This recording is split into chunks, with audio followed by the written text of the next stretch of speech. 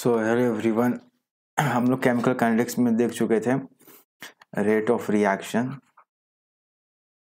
Rate of reaction को कैसे define करते हैं, change in concentration of reactant और प्रोडक्ट पर यूनिट टाइम को क्या कहते हैं, रेट ऑफ रिएक्शन। फिर हम लोगों ने देखा था कि रेट ऑफ रिएक्शन को अफेक्ट करने वाले, मैं इसको चेंज कर लेता हूँ, रेट ऑफ रिएक्शन को कौन कौन अफेक्ट करते थे, जो अफेक्टिंग कॉजेज थे जो रेट ऑफ रिएक्शन को या तो घटाते थे या बढ़ाते थे, कौन कौन से थे। ऑफ कोर्स कंसंट्रेशन, दूसरा क्या था टेम्परेचर, और तीसरा क्या था कंसंट्रेशन, टेम्परेचर और कैटालिस्ट। ये तीन ऐसे ऑब्जेक्ट थे या तीन ऐसे इशू थे जो रिएक्शन के रेट को घटाते थे या बढ़ाते थे। कंसंट्रेशन अगर रिएक्टेंट का बढ़ा देंगे तो रेट ऑफ रिएक्शन बढ़ जाएगा, टेम्परेचर बढ़ाएंगे तो भी रेट ऑफ रिएक्शन बढ़ जाएगा, और इसका उल्टा भी सही है, घटा देंगे तो भी रेट ऑफ रिएक्शन घट जाएगा, और कंसंट्रेशन रिएक्टेंट का घटा देंगे तो भी रेट ऑफ रिएक्शन घट जाएगा। कैटालिस्ट जो हम लोग कैटालिस्ट लिए थे उसमें एक पॉजिटिव था एक नेगेटिव था। Positive catalyst rate of reaction को बढ़ा देता है, खुद रिएक्शन में पार्टिसिपेट नहीं करता है, ये याद रखना है। और negative catalyst rate of reaction को स्लो कर देता है। और कैसे करता था, तो एक्टिवेशन एनर्जी को ज़्यादा करके, और पॉजिटिव कैटालिस्ट क्या करता है, एक्टिवेशन एनर्जी को कम कर देता है। एक्टिवेशन एनर्जी का वर्ड कहाँ से आया था, तो हम लोग collision theory of rate of reaction पढ़े थे कि इफेक्टिव जो कोलिजन्स होते हैं उसी से प्रोडक्ट बनते हैं, और इफेक्टिव कोलिजन होने के लिए किसी भी जो मॉलिक्यूल है रिएक्टेंट का उसके पास एक्टिवेशन एनर्जी होना चाहिए, ठीक है। थ्रेशोल्ड एनर्जी से ज़्यादा एनर्जी होनी चाहिए, तब भी इफेक्टिव कोलिजन और प्रॉपर ओरिएंटेशन होगा, तब जाके प्रोडक्ट बनेगा।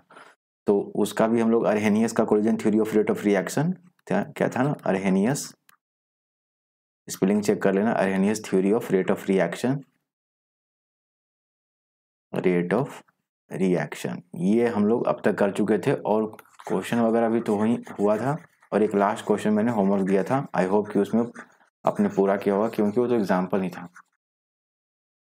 तो नहीं भी अगर उसमें हुआ तो फिर आप एग्जाम्पल आप देख के कर सकते हो, ठीक है।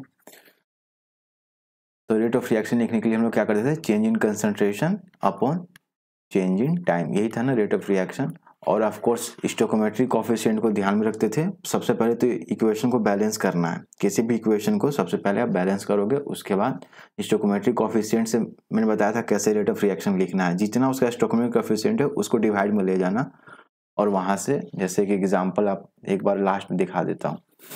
जैसे इसमें अगर लिखना हो रेट ऑफ रिएक्शन सबका, तो आप क्या लिखोगे, change in concentration of NO, यहाँ में कंसंट्रेशन, ठीक है, ऐसे समझना कि कंसंट्रेशन ऑफ NO, और इसका कोएफिशिएंट 2 है ना, NO का कोएफिशिएंट 2 है, तो 1/2 हो जाएगा ना, तो नीचे 2 आ जाएगा, into delta T is equal to N2 का है ये, और ये रिएक्शन बैलेंस भी है, इधर भी 2 नाइट्रोजन 2 ऑक्सीजन, इधर भी 2 नाइट्रोजन 2 ऑक्सीजन, तो यहाँ से चेंज इन कंसंट्रेशन ऑफ केवल नाइट्रोजन, और ये N2 नहीं है, ये नाइट्रिक ऑक्साइड है, NO क्या है, नाइट्रिक ऑक्साइड, ठीक है, या फिर इसको नाइट्रस ऑक्साइड भी पढ़ सकते हो। फिर यहाँ delta T is equal to change in concentration of O2 upon change in time, क्योंकि इधर तो जो ऊपर यहाँ 2 था तो 1/2 हो जाएगा, बाकी यहाँ कोफिशिएंट 1 है तो कोई फर्क नहीं पड़ा, बराबर R।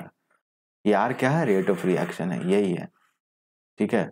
और बाकी तो, और चेंज इन कंसंट्रेशन क्या होता था, कंसंट्रेशन क्या होता था, यूनिट मोल पर लीटर, क्यों, क्योंकि कंसंट्रेशन को हम लोग मोलरिटी यहाँ रखते हैं ना, कंसंट्रेशन क्या था, मोल पर लीटर, यानी कि moles of solute by volume of solution in litre, यही कंसंट्रेशन था,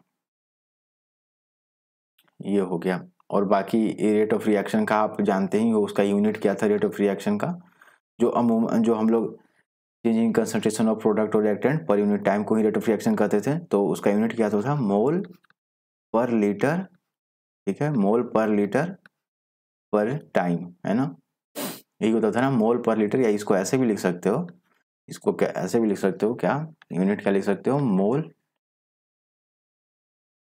मोल पर लीटर टाइम, क्योंकि डिनोमिनेटर में लीटर भी होगा और टाइम भी होगा, और न्यूमरेटर में केवल मोल होगा, यही था हमारा यूनिट, मोल पर लीटर पर टाइम, ये रेट ऑफ रिएक्शन का यूनिट था। अब आगे बढ़ते हैं केमिकल इक्विलिब्रियम में, क्योंकि वो तो फर्स्ट पार्ट था जो हमने पढ़ा।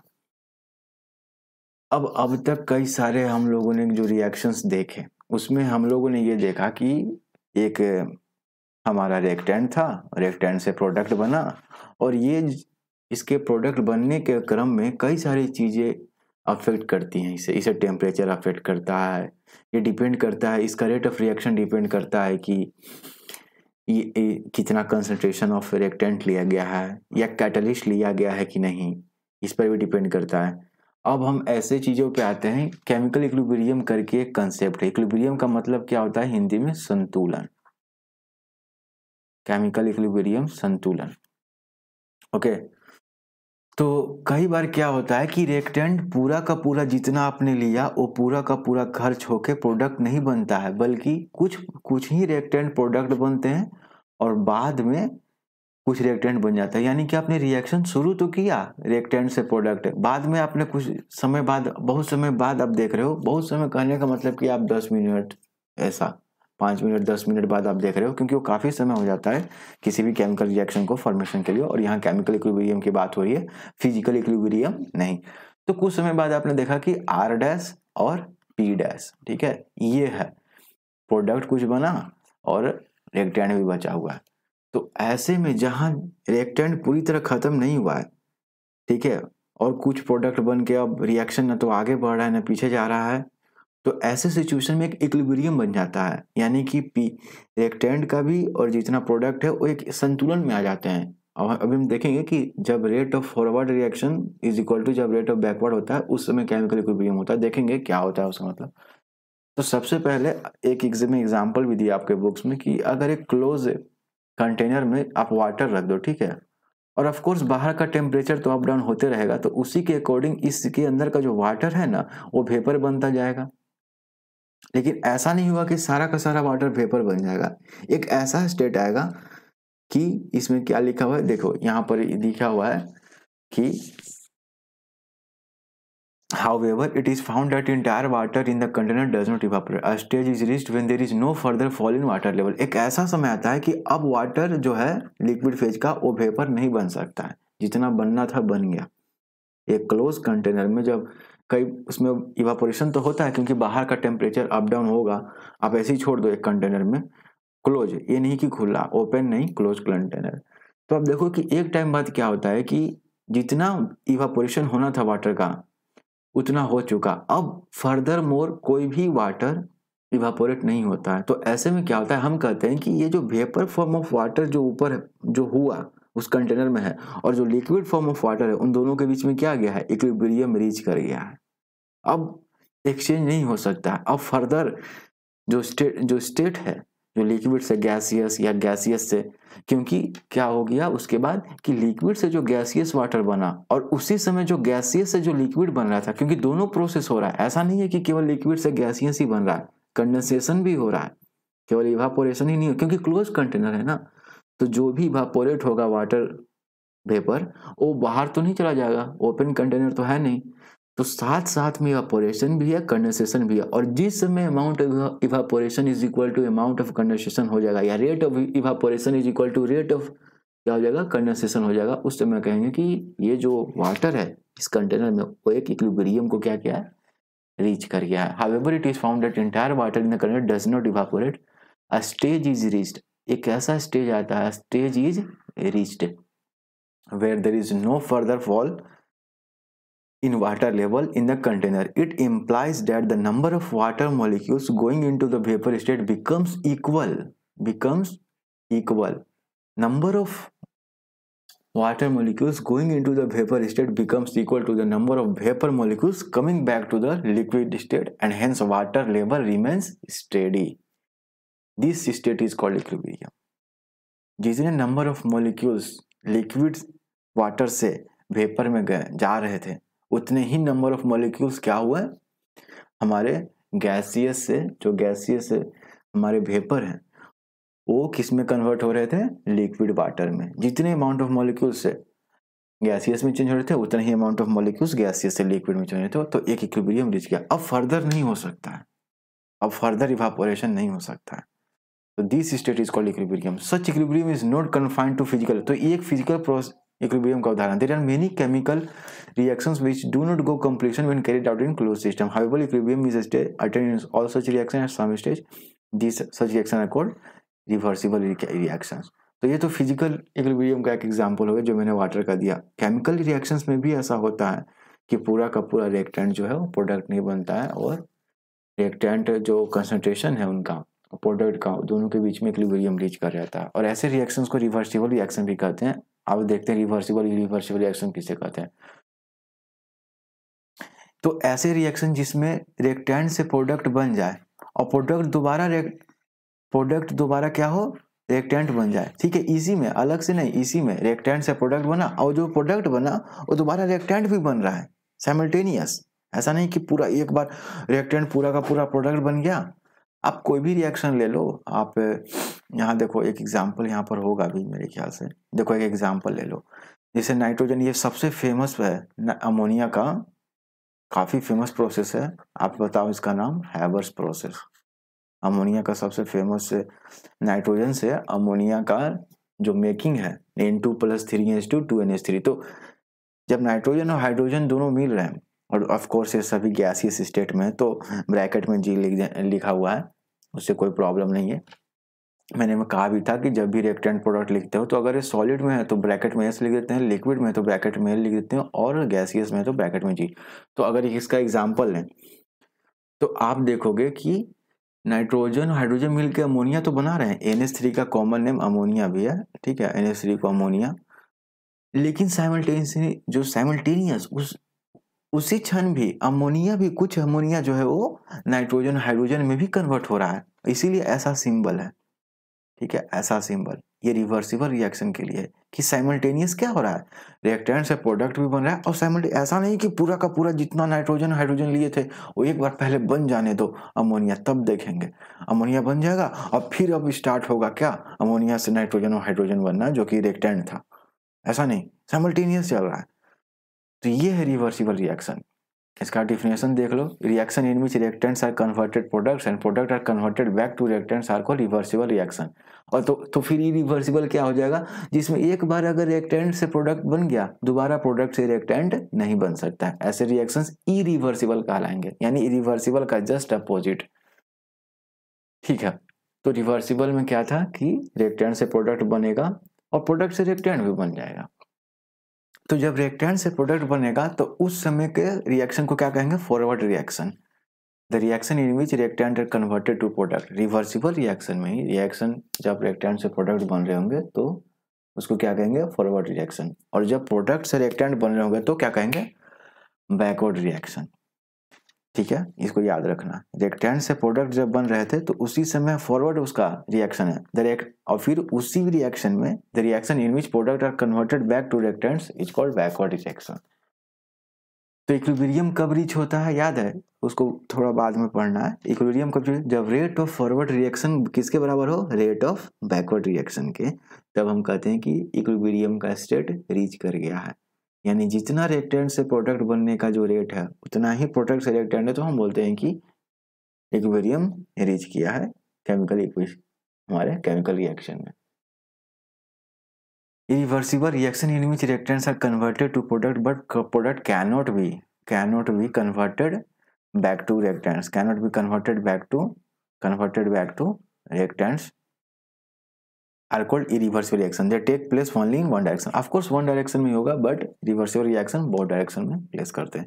दोनों के बीच में देख लो, बोथ डायरेक्शन में होगा रिवर्सिबल, एक केवल एक डायरेक्शन में होगा। इक्विलिब्रियम स्टैब्लिश होता है, कोई इक्विलिब्रियम स्टैब्लिश नहीं होता है।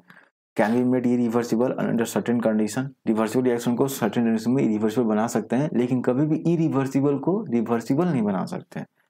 Can not be made. Represent कैसे करते हैं, तो दो हाफ एरो से, ऐसे, ये क्या है, दो हाफ एरो से हमारा रिवर्सिबल। और बाकी तो अब तक जो पढ़ते आ रहे हो आप शुरू से 6 से 8 तक या 9 तक जो भी पढ़ रहे हो, ये ऐसे ही लिखते थे ना हमेशा, ये तो शुरू से ही आप जानते हो। केवल वन सिंगल एरो किसको डिनोट करता है, इरिवर्सिबल रिएक्शन को। और देख लो एग्जांपल्स वगैरह। तो पहले तो आप हम लोग क्या करते थे कि N2+3H2 और क्या लिखते थे, केवल एक एरो दे देते थे। लेकिन दरअसल ये जो रिएक्शन होता है ना, ये रिवर्सिबल होता है, तो एक एरो देना गलत बात है, और इसमें केवल आप ऐसे जरूर देना। लेकिन इतना कौन ध्यान रखता है ना। हम लोग तो उस समय बैलेंसिंग वगैरह पढ़ते हैं 6, 7 या 8 में जो भी, तो ऑफकोर्स सर लोग जो होते हैं वो सीधा एक एरो दे के आगे निकल जाते हैं, लेकिन वो गलत है ना। अब पता चला ना कि वो गलत है, क्योंकि ये जो रिएक्शन होता है देखा गया है ना अब, कि ये जो रिएक्शन होता है वो रिवर्सिबल होता है। एक साथ रिएक्टेंट से प्रोडक्ट भी बनता है फॉरवर्ड रिएक्शन, और प्रोडक्ट से रिएक्टेंट भी बनता है बैकवर्ड रिएक्शन। इरिवर्सिबल रिएक्शन में देखो ये आयरन क्या है, आयरन Fe2O3, आयरन हमारा आयरन का ऑक्साइड बन रहा है ना। जब भी किसी भी मेटल से ऑक्सीजन जुड़ रहा है तो यहाँ ऑक्साइड बन रहा है ना इसका। इनफैक्ट यहाँ जंग लगने का ये कोरोजन का भी है एक तरह से, ये कोरोजन का ही फॉर्मूला है ना, Fe2O3.X2O, फिर NaCl डॉट, ये पर्सिपिटेशन रिएक्शन याद है, AgCl का पर्सिपिटेशन मिलता था, याद है। और ये हमारा NaCl plus AgNO3, AgCl plus NaNO3। अब जब ये जब प्रोडक्ट बन गया ना, अब दोबारा रिएक्टेंट में इसको ये कन्वर्ट नहीं हो सकता है, केवल वन डायरेक्शन में टेक प्लेस करेगा, तो सिंगल एरो से इसको रिप्रेजेंट करेंगे, ये इरिवर्सिबल रिएक्शन है। और NaNO3 क्या है, इसको क्या पढ़ते हैं, सोडियम, बोलो सोडियम नाइट्राइट, नाइट्राइट की नाइट्रेट, नाइट्राइट का सोडियम नाइट्राइट। देखो नाइट्राइट तो NO2 माइनस होता है, नाइट्रेट होता है ना NO3 माइनस, तो ये सब याद रखा करना। तो इसको क्या पढ़ेंगे, सोडियम नाइट्राइट की nitrate, nitrate sodium nitrate, nitrite नहीं सोडियम नाइट्रेट। फिर ये जिंक का देखो मेटल का एसिड के साथ रिएक्शन है तो क्या मिलता है हमें, अमोनियम हाइड्रोजन गैस ही मिलता है और ZnSO4, तो ये भी इरिवर्सिबल रिएक्शन है। और ये क्या है, टीन है ना, एसएन, एसएन क्या होता है इसका, एसएन जो है ये टीन है ना, सब लिखते चलना, पता भी चलते रहेगा। ये भी एसिड के साथ है। देखो हमेशा ध्यान देते रहो, मेटल का एसिड के साथ रिएक्शन हो रहा है, इसका इसके साथ क्या प्रोडक्ट बन रहा है। भले ही चैप्टर केमिकल क्वेरियम है, लेकिन ये सब समझते जाओगे तो आपको समझ में आएगा। और AgCl का इसमें कलर क्या होता है, ये सभी तो काफी मजबूत हो जाएगा सारा इनऑर्गेनिक। अब आते हैं डायनेमिक इक्विलिब्रियम में, तो आपको एक लाइन में बताता हूँ कि डायनेमिक इक्विलिब्रियम क्या है। देखो होता क्या है कि जब हम A से B बन रहा है, या फिर मान लो A प्लस B क्या दे रहा है, C प्लस D, ठीक है, रिएक्शन हो रहा है और A और B क्या है, रिएक्टेंट है, और C प्लस D दे रहा है, तो C और D क्या है, प्रोडक्ट है। अब एक ऐसा फेज तो आएगा, एक ऐसा फेज आएगा, और ये मैं ऐसा लिख लेता हूँ, इरिवर्सिबल इसको बना देता हूँ, सॉरी रिवर्सिबल बना देता हूँ, है ना, इक्विलिब्रियम, क्योंकि ऑफ कोर्स उसमें तो इक्विलिब्रियम आएगा नहीं, क्योंकि इरिवर्सिबल में तो इक्विलिब्रियम आएगा नहीं, क्योंकि पूरा का पूरा प्रोडक्ट बन जाता है। तो A प्लस B क्या हो जाएगा, C plus D। Dynamic equilibrium कब रीच होता है कोई भी रिएक्शन, तो ऐसा जब कंसंट्रेशन में कोई चेंज ना हो। ध्यान देना, एक ऐसा समय आएगा जब कंसंट्रेशन किसका, कंसंट्रेशन ऑफ रिएक्टेंट, ठीक है, कंसंट्रेशन ऑफ रिएक्टेंट में नो चेंज होगा, और कंसंट्रेशन ऑफ प्रोडक्ट में भी नो चेंज होगा, दोनों में नो चेंज। एक ऐसा समय आता है, यानी जितना बना हुआ है उतना बना रहेगा, ठीक है। तो सबसे पहले A प्लस B हमने लिया तो रिएक्शन हो रहा होगा, तो फॉरवर्ड रिएक्शन का रेट क्या होगा, बहुत ज्यादा होगा। क्यों, क्योंकि प्रोडक्ट बनना है। आपको याद है ना, फॉरवर्ड रिएक्शन में क्या होता है, हमारा रिएक्टेंट से प्रोडक्ट बनता है। तो जैसे ही आपने रिएक्टेंट लिया किसी टेस्ट ट्यूब में, या किसी अपना जो भी आपने लिया है सेटअप, तो फॉरवर्ड रिएक्शन का रेट क्या होगा, बहुत ज्यादा होगा। क्यों, क्योंकि प्रोडक्ट बनना है। लेकिन जैसे जैसे प्रोडक्ट बनते जाएगा तो प्रोडक्ट भी क्या बनना चाहेगा, रिएक्टेंट, क्योंकि रिवर्सिबल रिएक्शन है ना। तो शुरू में क्या होता है, फॉरवर्ड रिएक्शन का रेट बहुत ज़्यादा होता है और बैकवर्ड रिएक्शन का रेट 0 होता है, क्योंकि ऑफ कोर्स कोई तो प्रोडक्ट बना नहीं है। और जब कोई प्रोडक्ट बना ही नहीं है तो क्या वो रिएक्टेंट में कन्वर्ट होगा, नहीं होगा। लेकिन जैसे जैसे टाइम जाएगा कुछ रिएक्टेंट प्रोडक्ट बनेंगे, तो अब वो प्रोडक्ट भी क्या होगा, रिएक्टेंट बनना स्टार्ट हो जाएगा।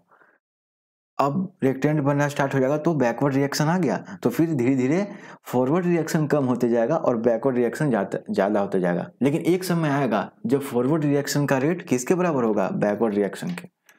एट सम स्टेज, देखो at some stage the rate of forward reaction become equal to the rate of backward reaction. होगा ना, समझ में आ रहा है। A plus B C plus D बहुत तेजी से बनेगा। शुरू में तो कुछ नहीं था, C प्लस D शुरू में था ही नहीं, बनते जाएगा C+D बना, लेकिन अब ये प्रोडक्ट C+D किस में कन्वर्ट होना शुरू भी होगा, A+B में शुरू होगा, क्योंकि ये रिवर्सिबल रिएक्शन है ना, कन्वर्ट होना शुरू होगा। तो अब बैकवर्ड रिएक्शन का भी रेट आ गया, लेकिन एक समय तो आएगा ना, फॉरवर्ड रिएक्शन अभी भी चल रहा है, उसका भले रेट कम हो गया है, लेकिन एक समय आएगा जब रेट ऑफ फॉरवर्ड रिएक्शन और रेट ऑफ बैकवर्ड रिएक्शन भी क्या होगा, बराबर होगा। And once this state is reach, no net change in molar concentration of reactant and product, that means, और जब ये स्टेज रीच होगा तो किसी भी रिएक्टेंट और प्रोडक्ट के मोलर कंसंट्रेशन में कोई चेंज नहीं होगा। मोलर कंसंट्रेशन क्या होता है, तो moles of solute by volume of solution in litre, उसमें कोई चेंज नहीं होगा, यानी कि उस समय स्टेट ऑफ इक्विलिब्रियम अचीव कर लिया गया। ये है at equilibrium the concentration of A B C and D remains constant, concentration constant रहता है, ओके, इक्विलिब्रियम पे। When the forward and backward reaction takes place with equal speed, the amount of reactant consumed per unit time become equal to the amount of reactant produce per unit time. यदि शरीर को इतना do not vary further, such equilibrium को equal dynamic equilibrium. तो when the forward and backward reaction takes place with equal speed, the amount of reactant consume per unit time, और dynamic equilibrium पे आता है। तो डायनामिक इक्विलिब्रियम क्या होता है कि जितना प्रोडक्ट बन रहा है, जितना तेजी से, ठीक है, जितना तेजी से रिएक्टेंट कंज्यूम हो रहा है, उतना ही तेजी से प्रोडक्ट भी कंज्यूम हो रहा है। डायनामिक इक्विलिब्रियम को कैसे डिफाइन करोगे, तो डायनामिक इक्विलिब्रियम क्या होता है, ये तो इक्विलिब्रियम हो गया, लेकिन डायनामिक इक्विलिब्रियम क्या है, इक्विलिब्रियम कब होता है, जब rate of forward reaction rate of backward reaction के क्या हो, बराबर हो जाए, ये तो इक्विलिब्रियम हो गया। लेकिन डायनामिक इक्विलिब्रियम क्या है, तो डायनामिक इक्विलिब्रियम कहता है कि जितना हमारा जो रिएक्टेंट है, जो A+B है, वो कंज्यूम हो रहा है क्या बनने में, C+D बनने में, उतना ही C+D भी कंज्यूम हो रहा है क्या बनने में, A+B बनने में, रिवर्स भी। समझ में आ रहा है, A+B जो हमारा रिएक्टेंट है वो कंज्यूम हो रहा है ना, क्या बनने में, C+D बनने में। तो जितना वो कंज्यूम हो रहा है उतना ही C+D भी कंज्यूम हो रहा है क्या बनने में, A+B बनने में। तो ऐसे स्टेट को क्या कहते हैं, डायनामिक इक्विलिब्रियम कहते हैं। All chemical equilibrium dynamic in nature, when the system is equilibrium the reaction appears to be have come to standard but it is not so, the reaction proceed with no net change in concentration of reactant product. तो हम dynamic equilibrium में लगता तो है कि reaction क्या है, अब आगे नहीं बढ़ रहा है, रिएक्शन अब बिल्कुल खत्म हो गया है, कोई अब चेंज नहीं होगा। भले कंसंट्रेशन में चेंजिंग नहीं होता है, लेकिन रिएक्शन अभी भी क्या कर रहा होता है, प्रोसीड कर रहा होता है। ध्यान रखना, डायनामिक इक्विलिब्रियम में भले नहीं लगता है कि रिएक्शन ना आगे बढ़ रहा है ना पीछे बढ़ रहा है, लेकिन रिएक्शन क्या होता है, मोलर कंसंट्रेशन भी सेम रहता है, रिएक्टेंट का भी और प्रोडक्ट का भी, लेकिन फिर भी रिएक्शन होते रहता है। ये कैसे होता है कि जितना ये कैसे होता है, तो फिर आप करो कि रिएक्टेंट का कंसंट्रेशन भी नहीं घट रहा है और नहीं बढ़ रहा है, और प्रोडक्ट का भी कंसंट्रेशन ना घट रहा है ना बढ़ रहा है, फिर भी आप कर रहे हो कि रिएक्शन फिर भी टेक प्लेस हो रहा है। ये कैसे हो रहा है, ऐसा इसलिए हो रहा है क्योंकि जितना रिएक्टेंट खर्च हो रहा है, कंज्यूम हो रहा है क्या बनने में, प्रोडक्ट बनने में, उतना ही प्रोडक्ट भी खर्च हो रहा है क्या बनने में, रिएक्टेंट बनने में।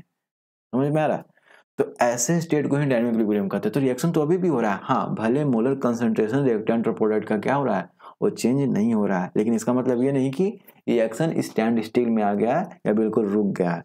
तो डायनामिक इक्विलिब्रियम समझ में, एक तो इक्विलिब्रियम है क्या, रेट ऑफ फॉरवर्ड रिएक्शन और रेट ऑफ बैकवर्ड रिएक्शन क्या होता है, बराबर होता है, तो अटेन इक्विलिब्रियम। और डायनामिक इक्विलिब्रियम क्या है, तो जितना हमारा रिएक्टेंट कंज्यूम हो रहा है प्रोडक्ट बनने के लिए, उतना ही प्रोडक्ट भी कंज्यूम हो रहा है रिएक्टेंट बनने के लिए। तो जब ऐसा होगा तो क्या मोलर कंसंट्रेशन पे कोई इफेक्ट पड़ेगा रिएक्टेंट और प्रोडक्ट का, ऑफ कोर्स नहीं पड़ेगा। तो इसलिए वो हमें सेम नजर आते हैं कि जितना इधर है मोलर कंसंट्रेशन रिएक्टेंट का, उतना ही इधर भी है। लेकिन इसका मतलब ये तो है नहीं कि रिएक्शन क्या है, स्टैंड स्टिल में आ गया, रिएक्शन बिल्कुल रुक गया, ऐसा नहीं है। और अगला पेज में यही दिखाया एक एक्सपेरिमेंट करके, देखो ये कंसंट्रेशन है, बैकवर्ड रिएक्शन है, टाइम, तो देख रहे हो हमने A+B लिया, तो A+B का ये ग्राफ है। तो धीरे धीरे क्या हो रहा है, सबसे मैक्सिमम था जब टाइम, ये देखो, ये देख रहे हो, आपको पता है ना कि एक्स एक्सिस पे टाइम लिया है, वाई एक्सिस पे क्या लिया है, कंसंट्रेशन, और वाई एक्सिस पे एक्स क्या होता है, 0 होता है। तो यानी यहाँ पर T इक्वल टू क्या है, 0 है ना, इस एक्सिस पर T इक्वल टू 0 है। तो जब टाइम एकदम स्टार्टिंग में फॉरवर्ड रिएक्शन क्या था, सबसे हाईएस्ट था, और स्टार्टिंग में बैकवर्ड रिएक्शन क्या है, सबसे 0 है। ओके, धीरे धीरे जैसे जैसे बढ़ा हमारा फॉरवर्ड रिएक्शन घटते गया, क्यों, क्योंकि प्रोडक्ट बनते गया, लेकिन प्रोडक्ट जब बनते गया तो हमारा फिर प्रोडक्ट से रिएक्टेंट भी तो बनना था, तो प्रोडक्ट से रिएक्टेंट भी बनते गया तो उसी को तो बैकवर्ड कहते हैं। तो जैसे जैसे घटा वैसे ही बैकवर्ड रिएक्शन भी बढ़ते गया। एक समय ऐसा आएगा जब हमारा जितना बैकवर्ड रिएक्शन का कंसंट्रेशन होगा या फॉरवर्ड रिएक्शन का जो भी कंसंट्रेशन होगा, एक समय क्या आएगा जब कंसंट्रेशन सेम हो जाएगा। किसका? ए प्लस बी का जो कंसंट्रेशन है, कंसंट्रेशन सेम होने से ज्यादा कोई खास अच्छी नहीं है, हमारा रेट इक्वल होना चाहिए। ठीक है, हमारा रेट क्या होना चाहिए? इक्वल होना चाहिए। किसका? रेट ऑफ फॉरवर्ड और रेट ऑफ बैकवर्ड रिएक्शन का। अब बैकवर्ड रिएक्शन का फिर भी रेट बढ़ते गया, ठीक है, और फॉरवर्ड रिएक्शन का फिर भी रेट क्या हुआ? घटते गया। ये इनका क्यों? ऑफ कोर्स क्यों घटते जा रहा है फॉरवर्ड रिएक्शन का? क्यों? क्योंकि रिएक्टेंट घट रहा है ना, और रेट ऑफ रिएक्शन कंसंट्रेशन पर तो डिपेंड करता है ना, ये घटते गया। अब ये जो स्टेज है ना, ये अब आगे नहीं जा सकते। अब देख लो ये आगे, अब ये इक्विलिब्रियम को अटेंड कर लेगा। देखो अब कंसंट्रेशन क्या हो गया? देखो यहां पर ये है कंसंट्रेशन किसका है? ये कंसंट्रेशन किसका है? प्रोडक्ट का। और ये कंसंट्रेशन किसका है? वाई एक्सिस पे देखोगे ना, कंसंट्रेशन किस पे है? वाई एक्सिस पे। तो ये अब फाइनल किसका है? ये जो पॉइंट है ना, ये फाइनल इसका है, रिएक्टेंट का कंसंट्रेशन। अब देखा गया कि टाइम बढ़ भी रहा है फिर भी कोई अति नहीं हो रहा है, कोई चेंज नहीं हो रहा है किसमें? कंसंट्रेशन में। और ये क्या हो गया? फाइनल प्रोडक्ट का कंसंट्रेशन, क्योंकि of course concentration final reactant concentration और फाइनल प्रोडक्ट कंसंट्रेशन, ये हो गया। तो कंसंट्रेशन और टाइम आप देख रहे हो कि इस तरह से फॉरवर्ड रिएक्शन घटते जाता है, बैकवर्ड रिएक्शन टाइम के साथ बढ़ते जाता है, और फिर इक्विलिब्रियम अटेंड करता है। Experiment to show dynamic nature. तो इसमें और कुछ नहीं, क्या किया है कि हम लोग जैसे N2 प्लस H2 लेके, और इसको अब अच्छा से दिखा कम से कम इस चैप्टर में, है ना, रिवर्सिबल है ना, तो इसको ऐसे डोनेट करेंगे ना, N2 प्लस H2। इसको मैं बैलेंस नहीं कर रहा हूँ, लेकिन इसी N2 प्लस D2 ले लो तो ये क्या बनेगा? ND3 बनेगा। क्यों? देखो हाइड्रोजन के 3 आइसोटोप होते हैं ना, हाइड्रोजन, ड्यूट्रियम, ट्रिटियम। आइसोटोप्स क्या होते हैं? Same atomic number but different mass number. तो अगर तो फिर कोई फर्क नहीं पड़ेगा ना, डी भी ले लेंगे, टी भी ले सकते हैं, तो कोई प्रॉब्लम नहीं है। ठीक है, तो यहाँ हाइड्रोजन की जगह क्या ले लिया? ड्यूट्रियम ले लिया। ठीक है, सेम एटॉमिक नंबर ही है, तो यहाँ ND3 बनेगा, यहाँ NH3 बन रहा है। तो अब अलग अलग रिएक्शन करवाएं, ठीक है, ठीक है, दोनों अलग अलग रिएक्शन कराएं और दोनों इक्विलिब्रियम में आ गए। अब दोनों को रिएक्शन के मिक्सचर को क्या किए? दोनों को मिला दिए। उसके बाद क्या देखा गया? देखो यही लिखा हुआ है, at this stage the reaction mixture of both the reactions are mixed together and left for some time. The result of the analysis of mixture showed that the same concentration of ammonia as well as some deuterium containing forms of ammonia in the reaction mixture. ठीक है, thus it can be concluded that the interchange of H and D atoms has taken place because of forward and backward process even after the equilibrium was reached. तो वही बात है कि dynamic equilibrium में जितना reactant consume होता है उतना ही प्रोडक्ट बनते रहता है, और जितना प्रोडक्ट कंज्यूम होता है उतना ही रिएक्टेंट बनते रहता है। इसीलिए प्रोडक्ट और रिएक्टेंट का जो मोलर कंसंट्रेशन है वो हमें दिखता है कि वो तो सेम का सेम ही है, वो ना घट रहा है वो ना बढ़ रहा है, वो ना घट रहा है वो ना बढ़ रहा है। लेकिन इसका मतलब ये नहीं कि रिएक्शन पूरी तरह से स्टॉप हो गया, रिएक्शन अभी भी हो रहा है। और ऐसे स्टेज को हम क्या कहते हैं? Dynamic equilibrium. वैसे तो ये रिएक्शन और अच्छा से समझना है कि ये अमोनिया वाला जो था ना, N2 प्लस H2 NH3 और N2 प्लस D2 ND3, इसमें थोड़ा सा और मुझे समझना है क्योंकि दोनों के रिएक्शन को मिक्स किया, फिर उसके बाद ये बोला कि as well some deuterium so the same concentration of ammonia as well as some deuterium containing forms of ammonia. Well जो भी हो, बस इतना ध्यान देना है कि डायनेमिक इक्विलिब्रियम का वो कंसेप्ट है, उसमें कैरेक्टरिस्टिक्स ऑफ डायनेमिक इक्विलिब्रियम। ठीक है, Other properties such as concentration density remains constant at constant temperature. Of course temperature नहीं बढ़ाएंगे तो जितनी भी प्रॉपर्टी है कंसंट्रेशन, डेंसिटी, कलर, प्रेशर, ये सब कांस्टेंट ही रहेगा। ठीक है, किसका है ये? एक proper characteristics of dynamic equilibrium से बताया जा रहा है। Equilibrium can be attend from either direction. Equilibrium generally in A close system only, this prevent the escape of product. और ये सब क्लोज सिस्टम में हम लोग रिएक्शन करवाते हैं। क्यों? क्योंकि ओपन रहेगा तो जो प्रोडक्ट्स बनेंगे हो सकता है अगर वो गैसियस हो तो बाहर निकल जाएंगे ना, तो हमारा लॉस ऑफ प्रोडक्ट होते रहेगा, तो फिर प्रॉब्लम होगा ना।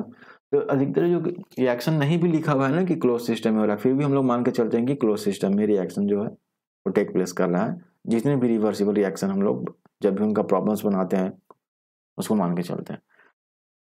The uses of catalyst does not alter the position of equilibrium. ठीक है, कैटलिस्ट के यूज को अभी हम लोगों ने देखा था कि रेट ऑफ रिएक्शन कैटलिस्ट के यूज से घटता भी है और बढ़ता भी है, लेकिन इक्विलिब्रियम के पोजीशन को कैटलिस्ट घटा बढ़ा नहीं सकता। हाँ, रेट ऑफ रिएक्शन को जल्दी से इक्विलिब्रियम लाना है तब तो वो कर सकता है। इक्विलिब्रियम को जल्दी से अगर लाना है तो उसमें कैटलिस्ट हेल्प कर सकता है, लेकिन जो पोजीशन इक्विलिब्रियम का ना, उसका जो वैल्यू है, उसका जो सिस्टम है अपना, वो उतना का उतना ही रहेगा। ऐसा नहीं कि वो जल्दी the uses of catalyst does not alter the position of equilibrium. ठीक है, इक्विलिब्रियम जल्दी आ जाएगा, रिएक्शन जल्दी होगा, लेकिन जो पोजीशन इक्विलिब्रियम का वो वहीं का वहीं रहेगा।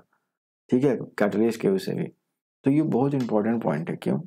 क्योंकि रेट ऑफ रिएक्शन तो हमने देखा था कि वो कैटलिस्ट टेम्परेचर और कंसंट्रेशन पर डिपेंड करता है, लेकिन जो पोजीशन ऑफ इक्विलिब्रियम है ना, वो कैटलिस्ट पर डिपेंड नहीं करता। कैटलिस्ट बस इतना करता है कि इक्विलिब्रियम के जो स्टेज है उस पर जल्दी पहुंचा सकता है, बस ये कर सकता है, लेकिन पोजीशन चेंज नहीं कर सकता। वो equilibrium state proceeds indefinitely until it is disturbed by external forces।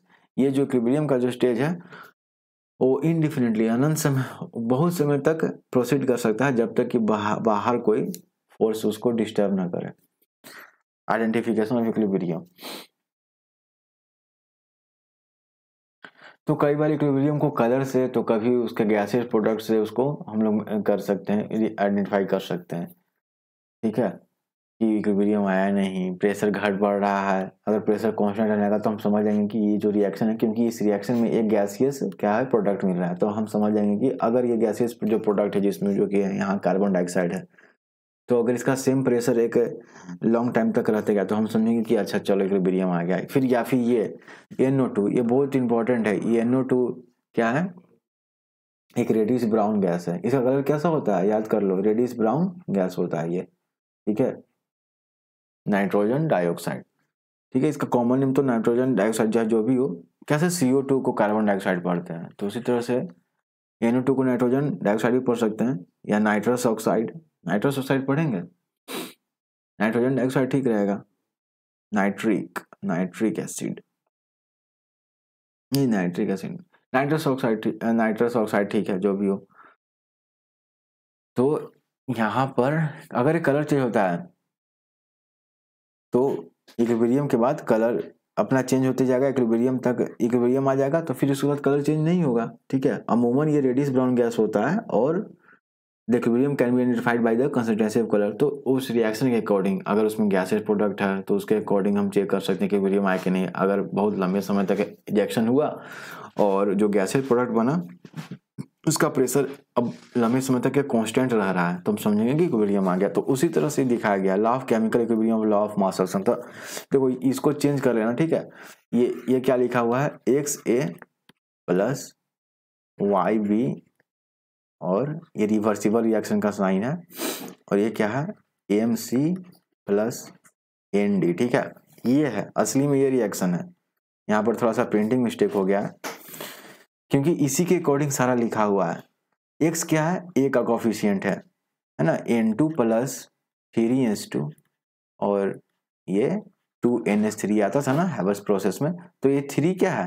Hydrogen का जो कोफिशिएंट है ना, यहाँ 1 है, नाइट्रोजन का कितना है? 1 है, और अमोनिया का कितना है? 2 है। उसी तरह A और B क्या है? रिएक्टेंट है, और C और D क्या है? प्रोडक्ट है। तो A का कोफिशिएंट क्या है? X है। X कोई नंबर है 1 से लेके जो भी 5 हो 6 जो भी हो। B क्या है? B एक क्या है? रिएक्टेंट है, और Y क्या है? B का कोफिशिएंट है। उसी तरह C और D प्रोडक्ट है, और M C का कोफिशिएंट है, और D N क्या है? D का कोफिशिएंट है, D प्रोडक्ट है। तो law of mass of action क्या कहता है? तो ये दो साइंटिस्ट हैं, Goldberg and Waage, proposed a law in order to establish a quantitative relationship between the concentration of reactant and products at equilibrium.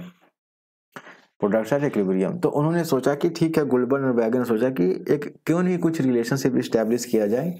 जब इक्विलिब्रियम पे आ जाते हैं तो जो कंसंट्रेशन ऑफ रिएक्टेंट होता है और जो प्रोडक्ट होता है उसके बीच में कुछ तो रिलेशन होता होगा ना। जब रिएक्शन होता है तो जब इक्विलिब्रियम पे वो आता है तो रिएक्टेंट कंसंट्रेशन ऑफ रिएक्टेंट और कंसंट्रेशन ऑफ प्रोडक्ट के बीच में कुछ तो रिलेशन होता होगा ना, तो उसको क्यों नहीं हम लोग एक जनरेटिव डिराइव करते हैं। तो उसी रिलेशन को जो डिराइव किया उसी को law of mass of action कहा गया, लॉ ऑफ मास एक्शन। और ये क्या कहता है, जैसे लॉ ऑफ हम मोशन जानते हैं ना, न्यूटन्स का लॉ ऑफ मोशन है ना 3 ठो, पहला Newton first law of motion, Newton second law of motion, Newton third law of motion. उसी तरह law of mass of action दिया गया, किस लिए दिया गया, एक रिलेशनशिप को स्टैब्लिश किया जाए कि इक्विलिब्रियम पे जो कंसंट्रेशन है रिएक्टेंट का और इसका कंसंट्रेशन प्रोडक्ट का, दोनों के बीच में रिलेशनशिप स्टैब्लिश किया जाए, किस पर, इक्विलिब्रियम में किसी भी केमिकल रिएक्शन में। किसने किया, ये दिया गोल्डबर्ग और वैगन ने। तो the law of mass action state that the rate of reaction is proportional to the product of molar concentration of reactant. तो उन्होंने कहा कि रेट ऑफ रिएक्शन जो है वो मोलर कंसंट्रेशन ऑफ रिएक्टेंट के प्रोपोर्शनल होता है। प्रोपोर्शनल जानते हो ना, तो रेट ऑफ फॉरवर्ड, ये आरएफ क्या लिखा हुआ है, रेट ऑफ फॉरवर्ड रिएक्शन, तो डायरेक्टली प्रोपोर्शनल किसके होगा, कंसंट्रेशन ऑफ ए के पावर एक्स। एक्स क्यों, क्योंकि एक्स ए का क्या है, कोफिशिएंट है, इनटू कंसंट्रेशन ऑफ बी के पावर वाई। आरएफ क्या है, रेट ऑफ फॉरवर्ड रिएक्शन। उसी तरह से तो आरएफ क्या लिख दूंगा मैं, आरएफ इज इक्वल टू के एफ। क्यों, क्योंकि मैंने ये इस साइन को हटाते हो तो कुछ न कुछ देते हो, जैसे तुम्हें याद है Newton second law of motion क्या कहता है, यहां देख लो, Newton second law of rate of change momentum directly proportional to the force applied on the body. यही होता है ना कि rate of change momentum is directly proportional to the force applied on the body and the movement of the body takes place in the direction of the force. यही कहता है Newton second law of motion. तो उससे हम क्या करते हैं, हम लोग रेट ऑफ चेंज मोमेंटम, तो रेट ऑफ चेंज मोमेंटम क्या होता है, M into V minus U by T. यही होता है ना, M into V minus U by T. Rate of change of momentum is directly proportional to the force applied. Well ये तो ठीक है, ए फिजिकल टू एम है। दूसरा एग्जांपल देखो, इसमें नहीं ठीक है। जैसे हमने ग्रेविटेशन में देखा था कि ग्रेविटेशनल जब आप पढ़ रहे होगे तो दो बॉडी के बीच में जो फोर्स ऑफ अट्रैक्शन है वो किसके डायरेक्टली प्रोपोर्शनल होता है, जो फोर्स ऑफ अट्रैक्शन है वो दोनों बॉडी के प्रोडक्ट ऑफ मासेस के प्रोपोर्शनल होता है, ठीक है। और क्या होता है, वो फोर्स क्या होता है, इनवर्सली प्रोपोर्शनल किसके होता है, दोनों बॉडी के डिस्टेंस के स्क्वायर के इनवर्सली प्रोपोर्शनल होता है ना। दो बॉडी अगर m1 m2 है, दोनों के बीच में r डिस्टेंस है, तो हम यही ना, ये एक मैं बता रहा हूँ, ठीक है। तो फिर ये दोनों से ही हम क्या लिखते थे, F is equal to G m1 m2 upon R square आ जाता था। जी क्या है, एक कांस्टेंट है, तो जैसे ही कांस्टेंट आता है ना, तब ये जो डायरेक्टली प्रोपोर्शनल का साइन है ये किस में चेंज हो जाता है, इज इक्वल टू में, ठीक है। ये कांस्टेंट आता है तो डायरेक्टली प्रोपोर्शनल का साइन किस में चेंज होता है, इज इक्वल टू में चेंज होता है। देखो m1 m2 है प्रोडक्ट में, देखो तो m1 m2 है अभी भी, और इनवर्सली प्रोपोर्शनल आर स्क्वायर के था, देखो तो आर स्क्वायर नीचे है अभी भी, लेकिन जी का वैल्यू आपको पता है ना 6.67 इंटू 10⁻11 कुछ है ना न्यूटन पर मीटर, कुछ जो यूनिवर्सल कांस्टेंट है, ग्रेविटेशनल कांस्टेंट आपको पता है ना जी का वैल्यू। तो यही एफ तो था, ये न्यूटन्स का जो हमारा अट्रैक्शन ऑफ बॉडी का जो लॉ था। तो वही मैं दिखा रहा हूँ कि ये लॉ ऑफ मास एक्शन ने क्या कहा कि जो rate of reaction is proportional to the product of the molar concentration, the product of the molar concentration. तो आर एफ जब हम प्रोपोर्शनलिटी को हटाएंगे तो बराबर लिखेंगे, और ये कोई के है, यही यहाँ पर हमने प्रोपोर्शनलिटी दिया, और कंसंट्रेशन बी के पावर एक्स और बी के पावर वाई। उसी तरह से रेट ऑफ, ये तो रेट ऑफ फॉरवर्ड रिएक्शन हो गया, लेकिन रेट ऑफ बैकवर्ड रिएक्शन लिखना हो तो हम किसका कंसंट्रेशन लिखेंगे, प्रोडक्ट का कंसंट्रेशन लिखेंगे। क्यों, क्योंकि रेट ऑफ बैकवर्ड रिएक्शन क्या होता है, प्रोडक्ट से रिएक्टेंट बनता है ना, ठीक है। तो हम प्रोडक्ट का ना कंसंट्रेशन लिखेंगे, तो यहाँ क्या लिख देंगे, के बी और सी के पावर एम, और एम क्यों, क्योंकि सी का कोफिशिएंट एम है, और बी डी का पावर क्या हो जाएगा, एन हो जाएगा, ठीक है। तो और इक्विलिब्रियम पे क्या होता है, R F is equal to R B होता है। इक्विलिब्रियम पे क्या होता है, rate of forward reaction is equal to rate of backward reaction. लेकिन फॉरवर्ड तो कितना है, के एफ इंटू ए के पावर एक्स इंटू बी के पावर वाई, और आर बी कितना है, के बी इंटू सी के पावर एम डी के पावर एन। तो दोनों को बराबर कर दें, तो के एफ इंटू ए के पावर एक्स बी के power Y is equal to K B into C के पावर एम डी के पावर एन। तो इसी को नीचे लाओगे, ठीक है, तो KF बाई KB कितना हो जाएगा, KB को किधर किधर लाओ, LHS में, तो कितना हो जाएगा C के पावर m, कुछ नहीं करना है बस रीअरेंज करना है, अपॉन A के पावर x इंटू B के पावर y। ये बुक में भी है लेकिन मैं खुद से लिखना चाहता था इसको। तो KF बाई KB आ गया, ऊपर क्या है constant of forward reaction upon constant of backward reaction, इसी को क्या बोलते हैं इक्विलिब्रियम, KC। क्या बोलते हैं, KF बाई KB को ही क्या कहते हैं, और KC जो होता है वो हर के लिए इक्विलिब्रियम कांस्टेंट होता है। ठीक है, इक्विलिब्रियम कांस्टेंट टेम्परेचर पर डिपेंड करता है। ठीक है, अभी देखेंगे इक्विलिब्रियम किस पर डिपेंड करता है, इक्विलिब्रियम कांस्टेंट का Kp = KC × RT के पावर डेल्टा n। ठीक है, तो KC हमारा KF अपॉन KB ही क्या है, KC है, और KC का वैल्यू क्या होता है C के पावर m इंटू D के पावर n अपॉन A के पावर x इंटू B के पावर y। जैसे ही एक दो क्वेश्चन बनाएंगे पूरा क्लियर हो जाएगा कि इक्विलिब्रियम कांस्टेंट कैसे निकलता है। तो अब सिंस ये कांस्टेंट है तो क्या इसका कोई यूनिट होगा, ऑफ कोर्स कोई ये यूनिट लेस होगा, यूनिट लेस। तो इक्विलिब्रियम कांस्टेंट का यूनिट होता है, नहीं इसका कोई यूनिट नहीं होता, ये यूनिट लेस होता है कोई भी कांस्टेंट का। ठीक है, अब इक्विलिब्रियम कांस्टेंट है। ठीक है, देख रहे हो क्या लिखा है हमने, के ऊपर क्या लिखते हैं हम लोग, प्रोडक्ट का जो मोलर कंसंट्रेशन है उसका प्रोडक्ट, और नीचे product of concentration of reactant, और ऑफ कोर्स स्टोइकोमेट्रिक कोएफिशिएंट का ध्यान देना, जैसे H2 + I2 इसका रिवर्सिबल रिएक्शन का साइन और 2HI। तो यहाँ पर कोएफिशिएंट तो 2 है तो इसका मतलब HI का स्क्वायर लिखेंगे ऊपर, क्योंकि KC = क्या था, KF अपॉन KB था, KF अपॉन KB, और ऊपर क्या था हमारा product of molar concentration of product upon नीचे क्या था product of reactant.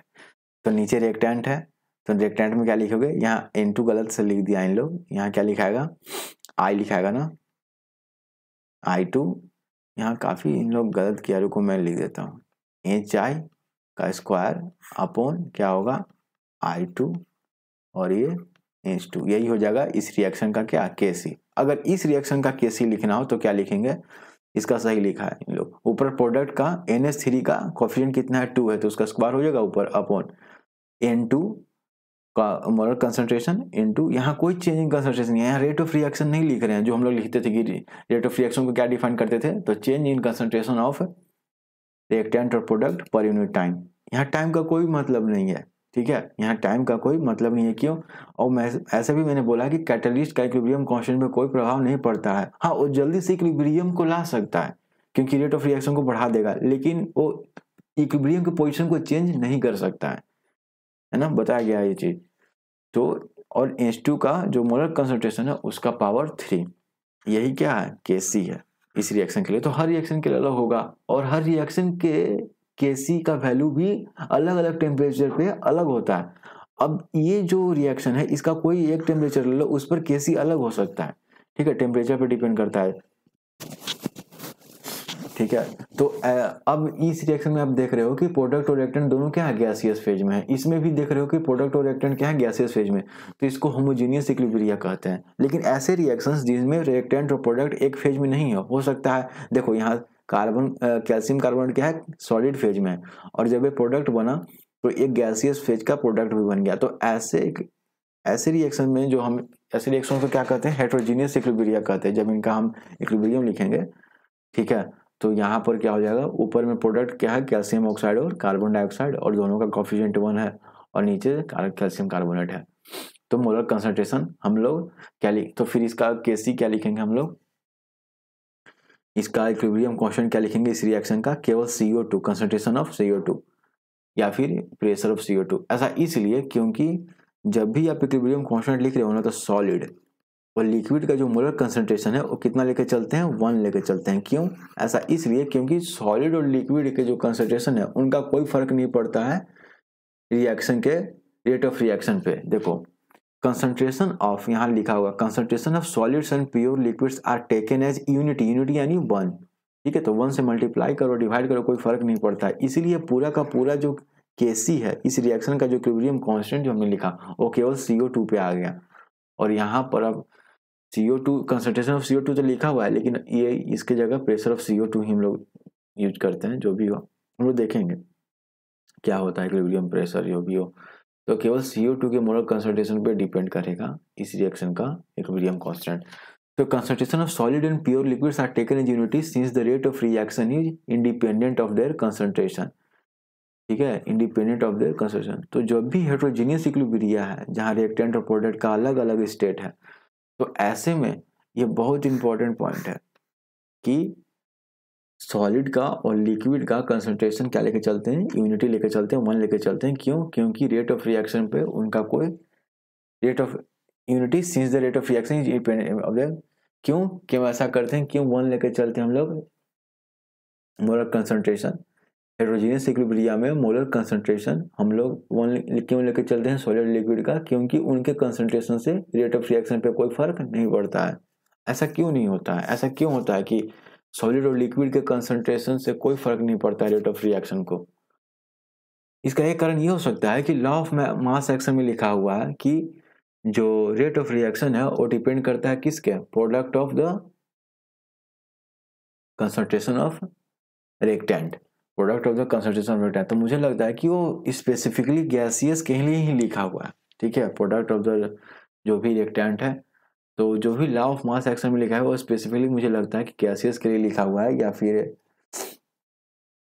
Concentration of solids and pure liquids are taken in unity since the rate of reaction is independent of their concentration. Rate of reaction is independent of their concentration. और इसके बारे में पता करना कि क्यों solid और liquid का कितना भी कंसंट्रेशन हो उससे कोई फर्क नहीं पड़ता है रेट ऑफ रिएक्शन को। क्यों? एक तो ये भी हो सकता है कि सॉलिड जो होते हैं ना, उनके बीच में इंटरमोलिकुलर फोर्स ऑफ अट्रैक्शन काफ़ी होता है, तो जल्दी से उनके बीच में जो कोलिजन है, ठीक है, उनके बीच में आपस में कोलिजन कम होगा और प्रोडक्ट भी कम बनेंगे, मुझे शायद ऐसा लगता है। और लिक्विड में भी तो ही हो जाए, लेकिन एक गैसियस है जहाँ उसके मॉलिक्यूल्स बहुत दूर दूर होते हैं, तो वो जल्दी इफेक्टिव कोलिजन करके प्रोडक्ट जल्दी बनाएंगे, जो हमने कोलिजन थ्योरी पढ़ा था अरेनियस का, शायद ये भी हो सकता है, या लॉ ऑफ मास एक्शन वाला जो मैंने बताया वो भी हो सकता है। लेकिन इस चीज़ को याद रखना कि सॉलिड और प्योर लिक्विड के कंसंट्रेशन को 1 लेके चलते हैं जब भी आप इक्विलिब्रियम कांस्टेंट लिख रहे हो, क्योंकि इनका कितना भी कंसंट्रेशन हो वो बिल्कुल उससे कोई फर्क नहीं पड़ता है किसको? रेट ऑफ रिएक्शन को। Characteristics of equilibrium constant. तो equilibrium constant has a constant value for a particular reaction at a constant temperature. ठीक है, अपना एक वैल्यू होता है, ऑफ कोर्स हम लोग देखेंगे भी। इक्विलिब्रियम कांस्टेंट डिपेंड होता है, और ये केवल टेम्परेचर पर डिपेंड करता है। अगर कोई एक रिएक्शन है और उसका मान लो 27 डिग्री सेंटीग्रेड पे, मान लो 290 केल्विन पे कोई उसका इक्विलिब्रियम है, उसका कुछ वैल्यू आएगा, लेकिन मान लो उसका 310 केल्विन पे कितना आएगा? दूसरा इक्विलिब्रियम का वैल्यू आएगा। 330 केल्विन पे उसी रिएक्शन का इक्विलिब्रियम का दूसरा वैल्यू आएगा। Equilibrium constant depend on the direction in which the reaction carries out. ठीक है, द वैल्यू, तो इसको पढ़ना है चारों पॉइंट को। The value of equilibrium constant vary with the variation in stoichiometric coefficient, of course. क्यों? क्योंकि पावर में लिखा जाता है ना, तो वो सब स्टोइकोमेट्रिक कोएफिशिएंट अलग अलग होगा, उसका जो वैल्यू होगा उस पर डिपेंड करेगा क्या? Equilibrium constant. The value of equilibrium constant does not depend on the addition of catalyst. ठीक है, ये याद रखना है। इक्विलिब्रियम कांस्टेंट का वैल्यू किस पर डिपेंड नहीं करता है? कैटलिस्ट के एडिशन पे। कैटलिस्ट हो या ना हो, इक्विलिब्रियम कांस्टेंट का वैल्यू उस पर्टिकुलर टेम्परेचर पे उस रिएक्शन के लिए वही होगा।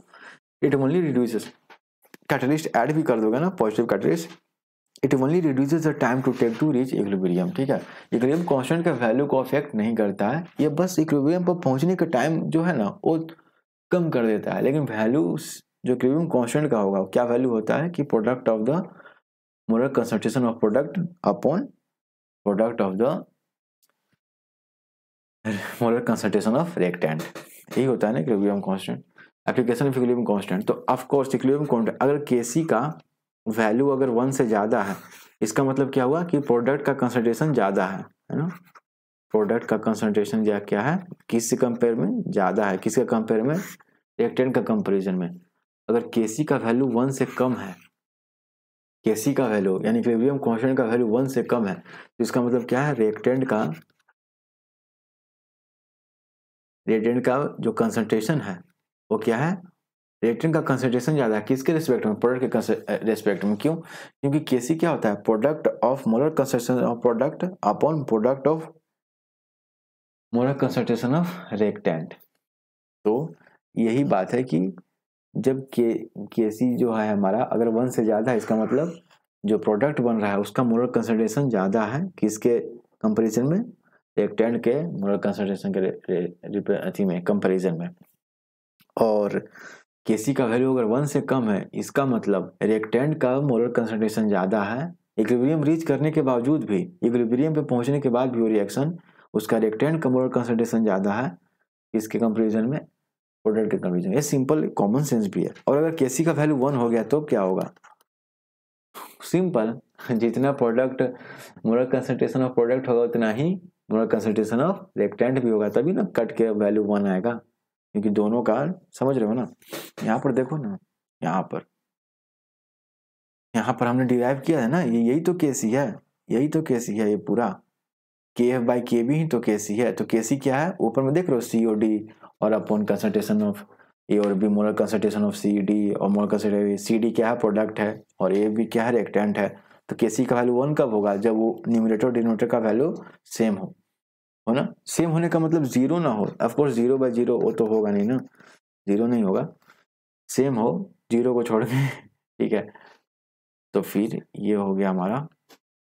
तो इक्विलिब्रियम कांस्टेंट का एप्लीकेशन क्या है? एक तो ये दिखाता है कि वैल्यू देख के हम लोग समझ सकते हैं कि किसका मोलर कंसंट्रेशन किसका ज़्यादा है, प्रोडक्ट का है कि रिएक्टेंट का, ठीक है।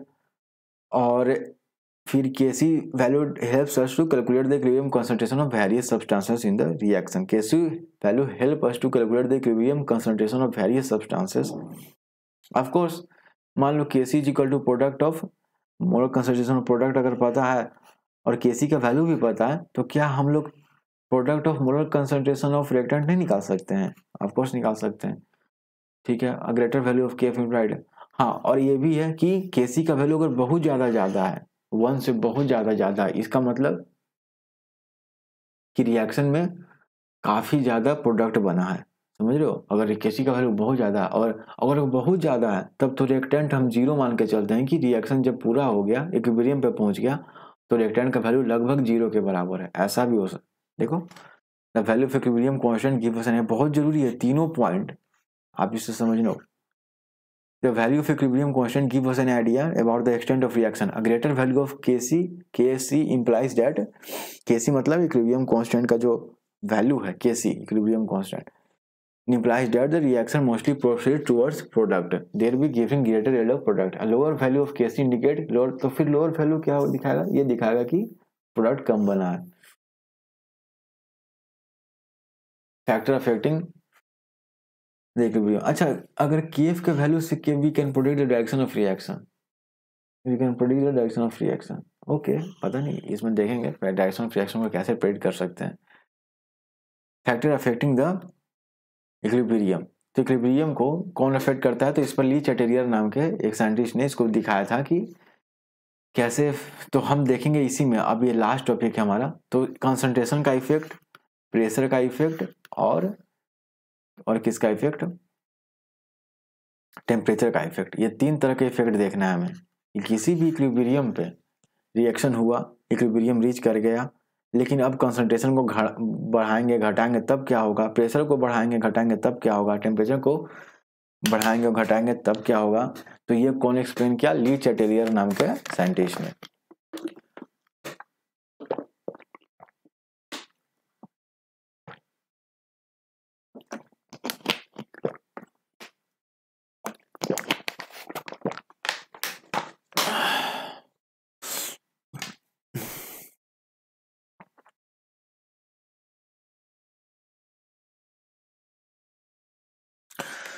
तो Le Chatelier principle has been proposed to explain the effect of various factor on equilibrium, है ना। रिएक्शन हो रहा है और इक्विलिब्रियम पे रीच कर गया, और तब उसमें छेड़छाड़ कर रहा है, किसमें? कंसंट्रेशन में छेड़छाड़ हुई, प्रेशर में छेड़छाड़, टेम्परेचर में छेड़छाड़, तब क्या होगा? तो इन तीनों को बारी बारी से, पहले कंसंट्रेशन, फिर प्रेशर, फिर टेम्परेचर, तो एक रिएक्शन ले लिया। ऑफकोर्स जो भी रिएक्शन लेना, केमिकल रिएक्शन, पहले बैलेंस कर लेना। तो बैलेंस तो है पहले से, मतलब बैलेंस किया गया। तो अब देखो, अगर मैं इस रिएक्शन में ये इक्विलिब्रियम पे पहुंच गया, और अब अगर इसमें मैं और हाइड्रोजन डालूं, यानी रिएक्टेंट डालूं, तो क्या होगा? हाइड्रोजन आइडाइड और ज्यादा बनेगा। ज्यादा हाइड्रोजन डालूंगा तो हाइड्रोजन आइडाइड भी ज्यादा बनेगा। क्यों? तो ली चैटेरियर कहता है कि ली चटेरिया का प्रिंसिपल का और सिंपली कोई मतलब और कोई नहीं। ली चटेरिया प्रिंसिपल सिंपल ये है कि जो आप करोगे उसका उल्टा रिएक्शन करना शुरू कर देगा। जैसे बाहर में अभी ठंडा का मौसम है, तो आप क्या कर रहे हो, अंदर में आप गर्म कपड़ा पहन रहे हो, आप रजाई में सोते हो या ब्लैंकेट जो भी है, तो बाहर जो है उसके अपोजिट आप कर रहे हो। ऐसा तो नहीं है कि आप अंदर में भी एसी चला लिए और पंखा चालू कर दिए, ऐसा नहीं है ना।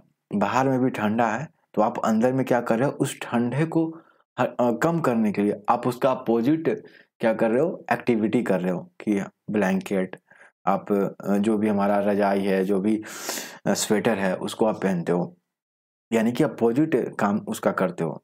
जैसे और एक एग्जांपल देता हूँ, छोटा बच्चा जो पेरेंट्स जो भी करते हैं उसको उसका जस्ट वो अपोजिट करता है। अगर मान लो पेरेंट्स ने कहा कि उस पार्क में मत जाना या वो, तो जरूरी है, पक्का है कि पक्का वो जाएगा ही जाएगा।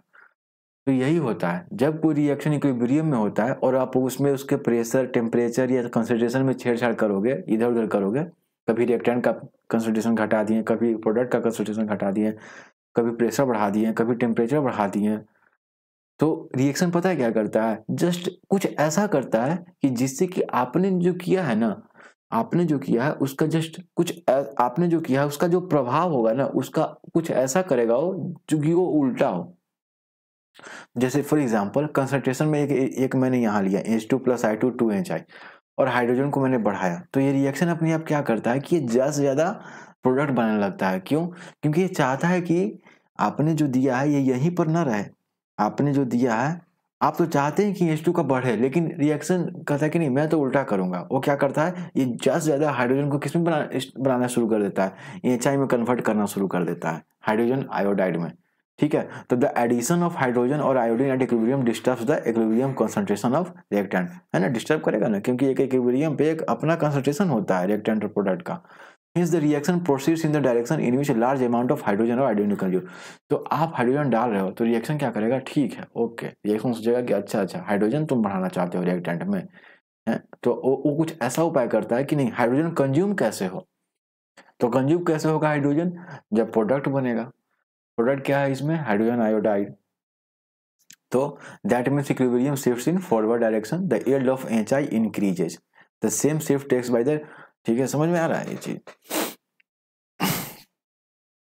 उसी तरह से HI को अगर आप घटाने लगोगे तो भी रिएक्शन फिर फॉरवर्ड होने लगेगा। तो H2 को आप दे रहे हो तो भी फॉरवर्ड रिएक्शन टेक प्लेस करेगा, ज्यादा से ज्यादा HI बनना चाहेगा, और HI को कम भी करोगे ना तो रिएक्शन कुछ सोचेगा नहीं नहीं कम नहीं होना चाहिए समझ रहे हो। ये कुछ उस छोटे बच्चे की तरह जो बहुत बदमाश है, आप सोचोगे कि ठीक है अब हम H2 नहीं, H2 ज्यादा से ज्यादा अब नहीं डालेंगे इस रिएक्शन में, इस इक्विलिब्रियम रिएक्शन जो रिएक्शन हुआ है इसका ये इक्विलिब्रियम में है। आप सोचेंगे नहीं ठीक है H2 नहीं डालेंगे, अब HI हटाते हैं, ये सोचा कि नहीं HI हटा रहे हो, नहीं ऐसा नहीं। तो क्या करता है कि वो ज्यादा से ज्यादा HI बनाने लगता है। कैसे? तो वो ज्यादा से ज्यादा रिएक्टेंट जो है H2+I2 वो रिएक्शन करके वो HI और ज्यादा बनाने लगते हैं। अरे समझ में, और ज्यादा से ज्यादा HI बनाने लगेंगे। आप चाहते हो कि हटाओ तो उसका जस्ट अपोजिट ये चीज होता है। तो इक्विलिब्रियम फिर उस समय भी फॉरवर्ड में जाएगा। However, addition of HI at equilibrium results in the shift of equilibrium in the backward direction। तो फिर ये चीज हो गया। एक और एग्जांपल ये दिया हुआ है इसी का, आप इसको पढ़ना। इसको क्या बोलते हैं, पोटेशियम क्रोमेट, है ना, और इसको क्या क्या क्या पढ़ते हैं, पोटेशियम डाइक्रोमेट। तो ये बहुत जरूरी है। और इसका कलर क्या होता है, येलो। पोटेशियम क्रोमेट का याद हो जाए, इसको 2-3 बार बोलो, 3-4 बार। पोटेशियम क्रोमेट का कलर क्या होता है, येलो। पोटेशियम क्रोमेट का कलर क्या होता है, येलो। पोटेशियम क्रोमेट का कलर येलो। पोटेशियम क्रोमेट का कलर येलो। और पोटेशियम डाइक्रोमेट का कलर ऑरेंज। पोटेशियम डाइक्रोमेट का कलर ऑरेंज। पोटेशियम डाइक्रोमेट का कलर ऑरेंज। पोटेशियम डाइक्रोमेट का कलर क्या होता है, ऑरेंज। पोटेशियम डाइक्रोमेट का कलर ऑरेंज। ये हो गया। अब इसको भी पूरा पढ़ लेना। इसमें भी वही है कि अगर मैं पोटेशियम क्रोमेट के वैल्यू को अगर कंसंट्रेशन को बढ़ाऊंगा तब क्या होगा, पोटेशियम डाइक्रोमेट को अगर बढ़ाऊंगा तब क्या होगा, तब रिएक्शन बैकवर्ड रिएक्शन ज्यादा होगा, शिफ्ट होगा, इक्विलिब्रियम बैकवर्ड में शिफ्ट होगा, इक्विलिब्रियम फॉरवर्ड में शिफ्ट होगा। तो इसका एग्जांपल फिर से देख लेते हैं। अगर H2 का कंसंट्रेशन बढ़ाएंगे इक्विलिब्रियम पे तो क्या होगा, रिएक्शन किधर होगा, फॉरवर्ड में। हमारा इक्विलिब्रियम किधर शिफ्ट होगा, फॉरवर्ड में। क्यों? क्योंकि ज्यादा से ज्यादा HI बनना चाहेगा। ठीक है, ये चीज। अब आते हैं तो कंसंट्रेशन का बात हो गया, अब प्रेशर की बात आते हैं। तो बॉयल्स लॉ पढ़ा है ना, pressure inversely proportional to volume. अगर टेम्परेचर क्या है, कांस्टेंट लेते हैं, और है ना टेम्परेचर अगर कांस्टेंट है तो प्रेशर क्या होता है किसी भी सिस्टम का, वो वॉल्यूम के इनवर्सली प्रोपोर्शनल होता है। यानी कि वॉल्यूम अगर, या फिर इसी को ऐसे भी लिख सकते हैं ना, volume inversely proportional to pressure, है ना। अगर प्रेशर घटेगा तो वॉल्यूम बढ़ेगा, और प्रेशर बढ़ेगा तो वॉल्यूम घटेगा। यही है ना बॉयल्स लॉ, यही लिखा हुआ है बॉयल्स लॉ। ठीक है, ज़्यादा डिटेल में जाने की कोई ज़रूरत नहीं है अभी। ठीक है, और ये कब होता है, टेम्परेचर कांस्टेंट होना चाहिए, बस ये शर्त है। लेकिन एक चीज़ और पता है हमें एवोगैड्रो लॉ से, कि volume directly proportional to number of moles. उस रिएक्शन में नंबर ऑफ मोल्स, ये भी पता है हमें। क्या पता है हमें, कि volume directly proportional to number of moles. तो अगर किसी क्लोज सिस्टम में रिएक्शन हो रहा है और नंबर ऑफ मोल्स की संख्या बढ़ रही है तो वॉल्यूम भी बढ़ेगा। तो अब यही बात है, आप ध्यान से देखना। सबसे पहले मैं आपको इसमें दिखाना चाहता हूँ, ये रिएक्शन है और ये बैलेंस भी है। तो इसमें आप देखोगे कि एन आर क्या है, मोल ऑफ रिएक्टेंट है। तो रिएक्टेंट का कोफिशिएंट, इसका N2 का कोफिशिएंट कितना है, 1 है। O का कोफिशिएंट O2 का कितना का 1 है। तो टोटल क्या हो गया, मोल किसका, रिएक्टेंट का 1 + 1 2। अच्छा NP यानी मोल ऑफ प्रोडक्ट कितना है, इसका कोफिशिएंट 2 है, NO का कोफिशिएंट 2 है तो 2। तो डेल्टा NR क्या होता है गाइज, डेल्टा NR क्या होता है, अगर हम डेल्टा एन देखें, डेल्टा एन क्या होता है, NP - NR होता है। किसी भी रिएक्शन के लिए आप डिफरेंस देखना कि mole of product minus mole of reactant. ठीक है, mole of product minus mole of reactant करके देखना। तो यहाँ तो 2 - 2 0 आ जा रहा है, तो ऐसे रिएक्शन में प्रेशर का कोई इफेक्ट नहीं पड़ेगा। ठीक है, ऐसे रिएक्शन में प्रेशर का कोई इफेक्ट नहीं पड़ेगा, समझ में आ रहा है। लेकिन अगर डेल्टा एन 0 है तब तो कोई प्रॉब्लम नहीं है, प्रेशर बढ़ाओगे घटाओगे तभी कोई प्रॉब्लम नहीं है किसी का भी। लेकिन अगर डेल्टा एन का वैल्यू 0 के बराबर नहीं है, तब या तो डेल्टा एन का वैल्यू क्या हो सकता है, डेल्टा एन क्या होता है कि हम लोग अभी देखें स्टोइकोमेट्रिक कोएफिशिएंट हम लोग मोल का निकालें कि रिएक्शन का प्रोडक्ट का नंबर ऑफ मोल्स, और माइनस कर दिए रिएक्टेंट का नंबर ऑफ मोल्स से, तो हम लोग ने डेल्टा एन निकाला। और अगर डेल्टा एन 0 के बराबर नहीं है तो या तो डेल्टा एन ग्रेटर देन 0 है या डेल्टा एन लेस देन 0 है। अब देखो असली बात मुद्दा, ये रिएक्शन देख रहे हो PCl5 किसमें डिसोसिएट हो रहा है, PCl3 + Cl2। इसका डेल्टा एन कितना है, तो प्रोडक्ट में टोटल कितना है, इसका कोफिशिएंट 1, इसका कोफिशिएंट, तो 1 + 1 कितना हो गया, 2 हो गया। प्रोडक्ट का टोटल मोल कितना है, 1 + 1। और रिएक्टेंट में केवल 1 है इसका कोफिशिएंट, तो 1 है ना, तो रिएक्टेंट में नंबर ऑफ मोल 1 ही है। अब तुम सोचोगे मोल्स तो दिया ही नहीं है, आप ऐसे कैसे कर ले हो, तो स्टोइकोमेट्रिक कोएफिशिएंट पे हम लोग इस तरह से निकालते हैं। तो 2 - 1 ये 1 है, तो डेल्टा एन 0 के बराबर तो नहीं है, इसका मतलब गड़बड़ हो गया। अब प्रेशर का इफेक्ट पड़ेगा। अब देखो हम लोग अगर प्रोडक्ट की तरफ बढ़ रहे हैं, रिएक्टेंट से प्रोडक्ट की तरफ बढ़ रहे हैं, तो क्या हो रहा है, मोल इंक्रीज कर रहा है ना, मोल क्या हो रहा है, इंक्रीज कर रहा है। ध्यान दो, मोल इंक्रीज कर रहा है क्योंकि प्रोडक्ट में कितना है, 2 मोल है, 1 + 1, और रिएक्टेंट में कितना है, केवल 1 मोल है। प्रोडक्ट में 2 मोल है, 1 + 1 2, और रिएक्टेंट में केवल 1 मोल है। तो हम लोग रिएक्टेंट से प्रोडक्ट में बढ़ रहे हैं तो मोल इंक्रीज कर रहा है। और मोल कब इंक्रीज करता है, जब वॉल्यूम बढ़ता है। क्यों, क्योंकि एवोगैड्रो लॉ क्या कहता है कि volume directly proportional to number of moles. समझ रहे हो, तो यानी कि वॉल्यूम, अगर इस रिएक्शन का वॉल्यूम बढ़ाएंगे तो हमारा इक्विलिब्रियम, ये रिएक्शन भी इक्विलिब्रियम पे है, लेकिन इक्विलिब्रियम से हम छेड़छाड़ कर रहे हैं। किसमें, हम अभी बता रहे हैं, ये रिएक्शन भी इक्विलिब्रियम में है, लेकिन अगर इस रिएक्शन का वॉल्यूम बढ़ाया जाए इक्विलिब्रियम पे, तो क्या होगा, हमारा रिएक्शन, हमारा इक्विलिब्रियम किधर मूव करेगा, फॉरवर्ड की तरफ, यानी प्रोडक्ट ज्यादा बढ़ेगा। क्यों, क्योंकि प्रोडक्ट में नंबर ऑफ मोल्स ज्यादा है, तो वॉल्यूम बढ़ा रहे हैं तो नंबर ऑफ मोल्स भी तो बढ़ेगा ना। समझ में आ रहा है, वॉल्यूम बढ़ा रहे हैं तो नंबर ऑफ मोल्स बढ़ेगा। क्यों, एवोगैड्रो लॉ। समझ में आ रहा, तो और वॉल्यूम जब बढ़ रहेगा तो प्रेशर क्या होगा, घटेगा। क्यों, क्योंकि Boyle's law.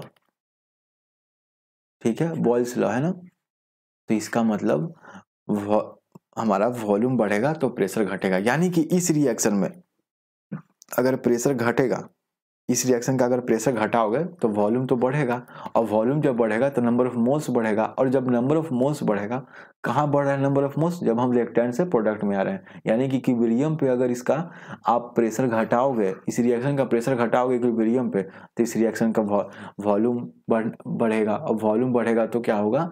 Number of moles बढ़ेगा, और नंबर ऑफ मोल्स बढ़ेगा तो इक्विलिब्रियम किधर शिफ्ट करेगा? फॉरवर्ड डायरेक्शन की तरफ। यानी कि प्रोडक्ट ज्यादा बनेगा। क्या बनेगा? प्रोडक्ट ज्यादा बनेगा, ज्यादा बनेगा। लिख लो, इसको हिंदी में भी लिख सकते हो। समझ में आ रहा है ये चीज?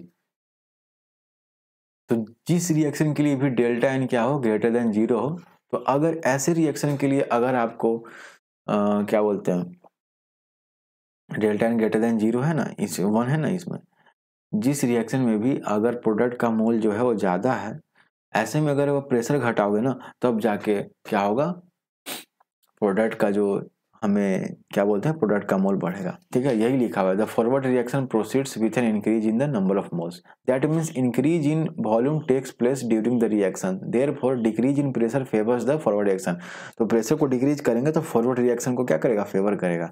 And speeds up the dissociation process, and increase in pressure shift the equilibrium backward in the forward.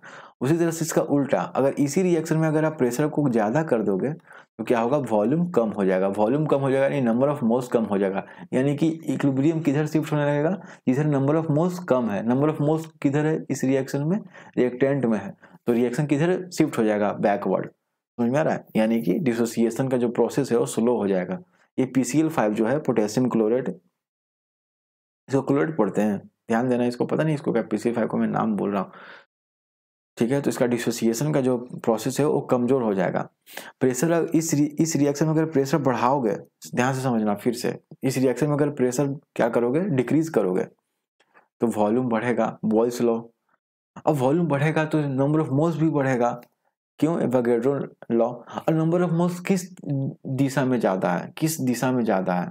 आप देख रहे हो प्रोडक्ट में नंबर ऑफ मोल्स ज्यादा है ना, 1 + 1 2। ठीक है, तो प्रोडक्ट ज्यादा बन लेगा, यानी कि इसका डिसोसिएशन प्रोसेस क्या होगा? बढ़ जाएगा। डिसोसिएशन ज्यादा जल्दी से होगा और ज्यादा डिसोसिएशन होगा। लेकिन इसी रिएक्शन में प्रेशर अगर बढ़ा दोगे तो वॉल्यूम घट जाएगा, नंबर ऑफ मोल्स घट जाएगा। नंबर ऑफ मोल्स किधर घट रहा है? रिएक्टेंट तरफ। तो रिएक्टेंट का डिसोसिएशन स्लो हो जाएगा, डिसोसिएशन का कमी आ जाएगा। क्यों? क्योंकि प्रोडक्ट है वो रिएक्टेंट में कन्वर्ट हो रहा है, और बैकवर्ड रिएक्शन, ठीक है, एक बैकवर्ड रिएक्शन फॉर्मेशन होने लगेगा। तो प्रेशर जब घट रहा था तो फॉरवर्ड रिएक्शन होने लगा था, और जब प्रेशर जब बढ़ रहा है तो बैकवर्ड रिएक्शन हो रहा है। ठीक है, ये सब कब कर रहे हैं हम लोग? इक्विलिब्रियम पे कर रहे हैं। उसी तरह से, ठीक है, अब उसी तरह से सेकंड केस देख लो। इसमें डेल्टा एन कितना है गाइस? तो total number of product, number of moles of product 2 है। ठीक है, यहाँ कोफिशिएंट 2 है ना, और माइनस, और रिएक्टेंट में कितना है? 3 + 1 है। Number of moles of reactant 3 और यहाँ 1, तो कितना हो जाएगा? 2 - 4 यानी कि -2। तो डेल्टा एन क्या हो गया? नेगेटिव हो गया। तो आप देख रहे हो कि अब उल्टा है, प्रोडक्ट में मोल्स कम है, रिएक्टेंट में मोल्स ज्यादा है। देख रहे हो ना, रिएक्टेंट में मोल्स कितना है? 4 है, प्रोडक्ट में मोल्स 2 है। तो इसका मतलब ये हुआ कि अब उल्टा, अब यहां पर अगर आप प्रेशर बढ़ाओगे तो क्या होगा? वॉल्यूम घटेगा। वॉल्यूम घटेगा तो मोल भी घटेगा। और मोल किस तरफ घट रहा है? रिएक्टेंट से प्रोडक्ट में जा रहे हो, तो यहाँ प्रोडक्ट का मोल कम है ना। समझ में आ रहा है? प्रोडक्ट का मोल क्या है? कम है ना। प्रोडक्ट का क्या है? मोल कम है। तो रिएक्शन किधर की होगा? रिएक्शन क्या होगा? फॉरवर्ड है, फॉरवर्ड डायरेक्शन में। फॉरवर्ड डायरेक्शन में रिएक्शन क्या होगा? मूव करेगा, और प्रोडक्ट क्या होगा? ज्यादा बनेगा। इनफैक्ट यही तो हैवर्स प्रोसेस है अमोनिया बनाने का। और आप देखना कि हैवर्स प्रोसेस में बहुत ज्यादा क्या चाहिए? अब 100 से 200 एटीएम, लगभग कुछ 150 से 200 एटीएम तक हम लोग क्या देते हैं? प्रेशर देते हैं। क्यों? क्योंकि ज्यादा प्रेशर देंगे तो वॉल्यूम कम होगा, वॉल्यूम कम होगा तो मोल्स कम होंगे, मोल्स कम होंगे तो क्या होगा? रिएक्शन उस दिशा में प्रोसीड करेगा जिस तरफ मोल्स कम है। मोल्स कम किस दिशा में? इधर प्रोडक्ट में मोल्स कम है। प्रोडक्ट में मोल्स कम है तो हमको प्रोडक्ट ही चाहिए, और प्रेशर बढ़ाने पे वॉल्यूम घट रहा है, मोल्स घटेगा, और मोल्स घट रहा है तो रिएक्शन उस दिशा में प्रोसीड करेगा जिधर मोल्स कम है। किधर मोल्स कम है? प्रोडक्ट की तरफ। तो हमारा प्रोडक्ट बनना ज़्यादा स्टार्ट हो जाएगा। ठीक है, ये फॉरवर्ड रिएक्शन होने लगेगा। तो ये चीज़ है हैवर्स प्रोसेस। देखो ये क्या है, ये देखो। तो हैवर्स प्रोसेस में का फेवरेबल कंडीशन क्या है, प्रेशर बढ़ाना। टेम्परेचर का क्या इफेक्ट पड़ता है, तो देखो दो तरह के रिएक्शन होते हैं, एक तो एक्सोथर्मिक, सबसे पहले एंडोथर्मिक देख लो, एंडोथर्मिक रिएक्शन, और एक होता है एक्सोथर्मिक रिएक्शन। एंडोथर्मिक में क्या होता है, एनर्जी क्या होता है, हीट एनर्जी ऑब्जर्व होता है, इसका मतलब क्या है। और एक्सोथर्मिक में हीट एनर्जी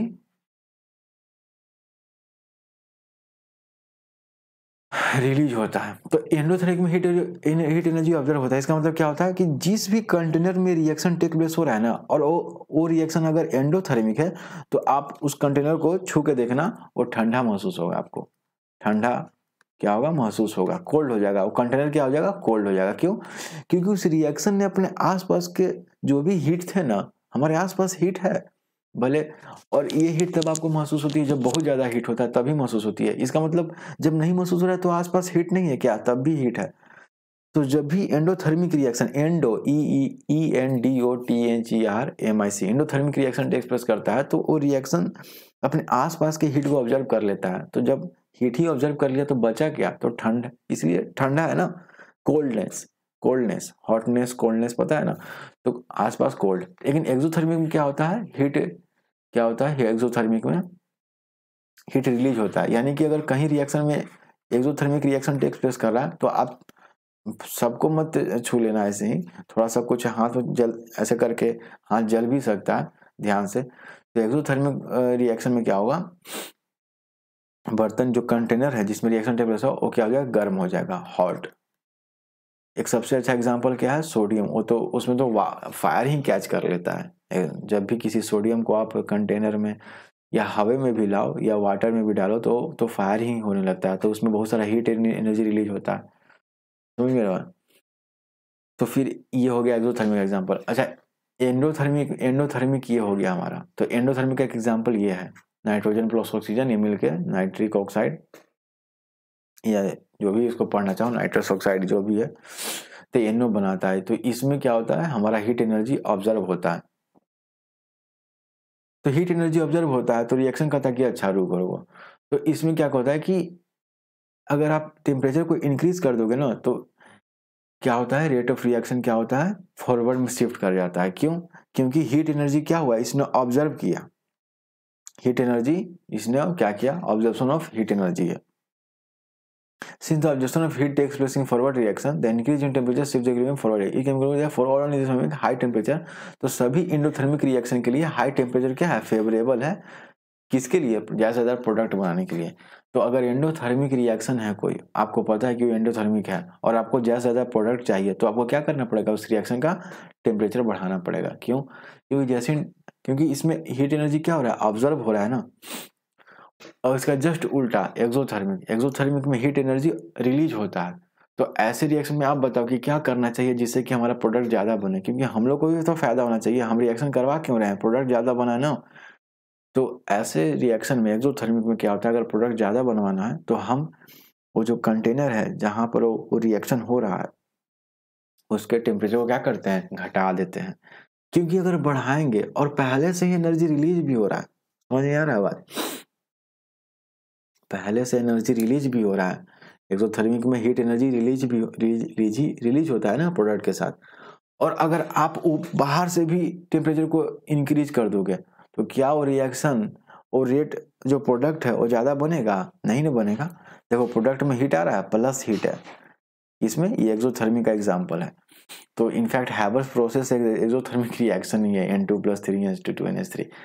तो इसका मतलब इसमें क्या करना पड़ेगा, टेम्परेचर को डिक्रीज करोगे तब जाके ज्यादा क्या बनेगा, प्रोडक्ट बनेगा, तब जाके रिएक्शन जो है फॉरवर्ड रिएक्शन में टेक प्लेस करेगा। तो अब यहाँ से हमें क्या पता चला, पिछले बार हमें क्या पता चला कि प्रेशर ज्यादा चाहिए तब वॉल्यूम घटेगा, मोल घटेगा, और इधर मोल की इधर कम है, आपको प्रोडक्ट में कम है तो प्रोडक्ट ज्यादा बनने लगेगा, है ना, फॉरवर्ड रिएक्शन शिफ्ट करेगा।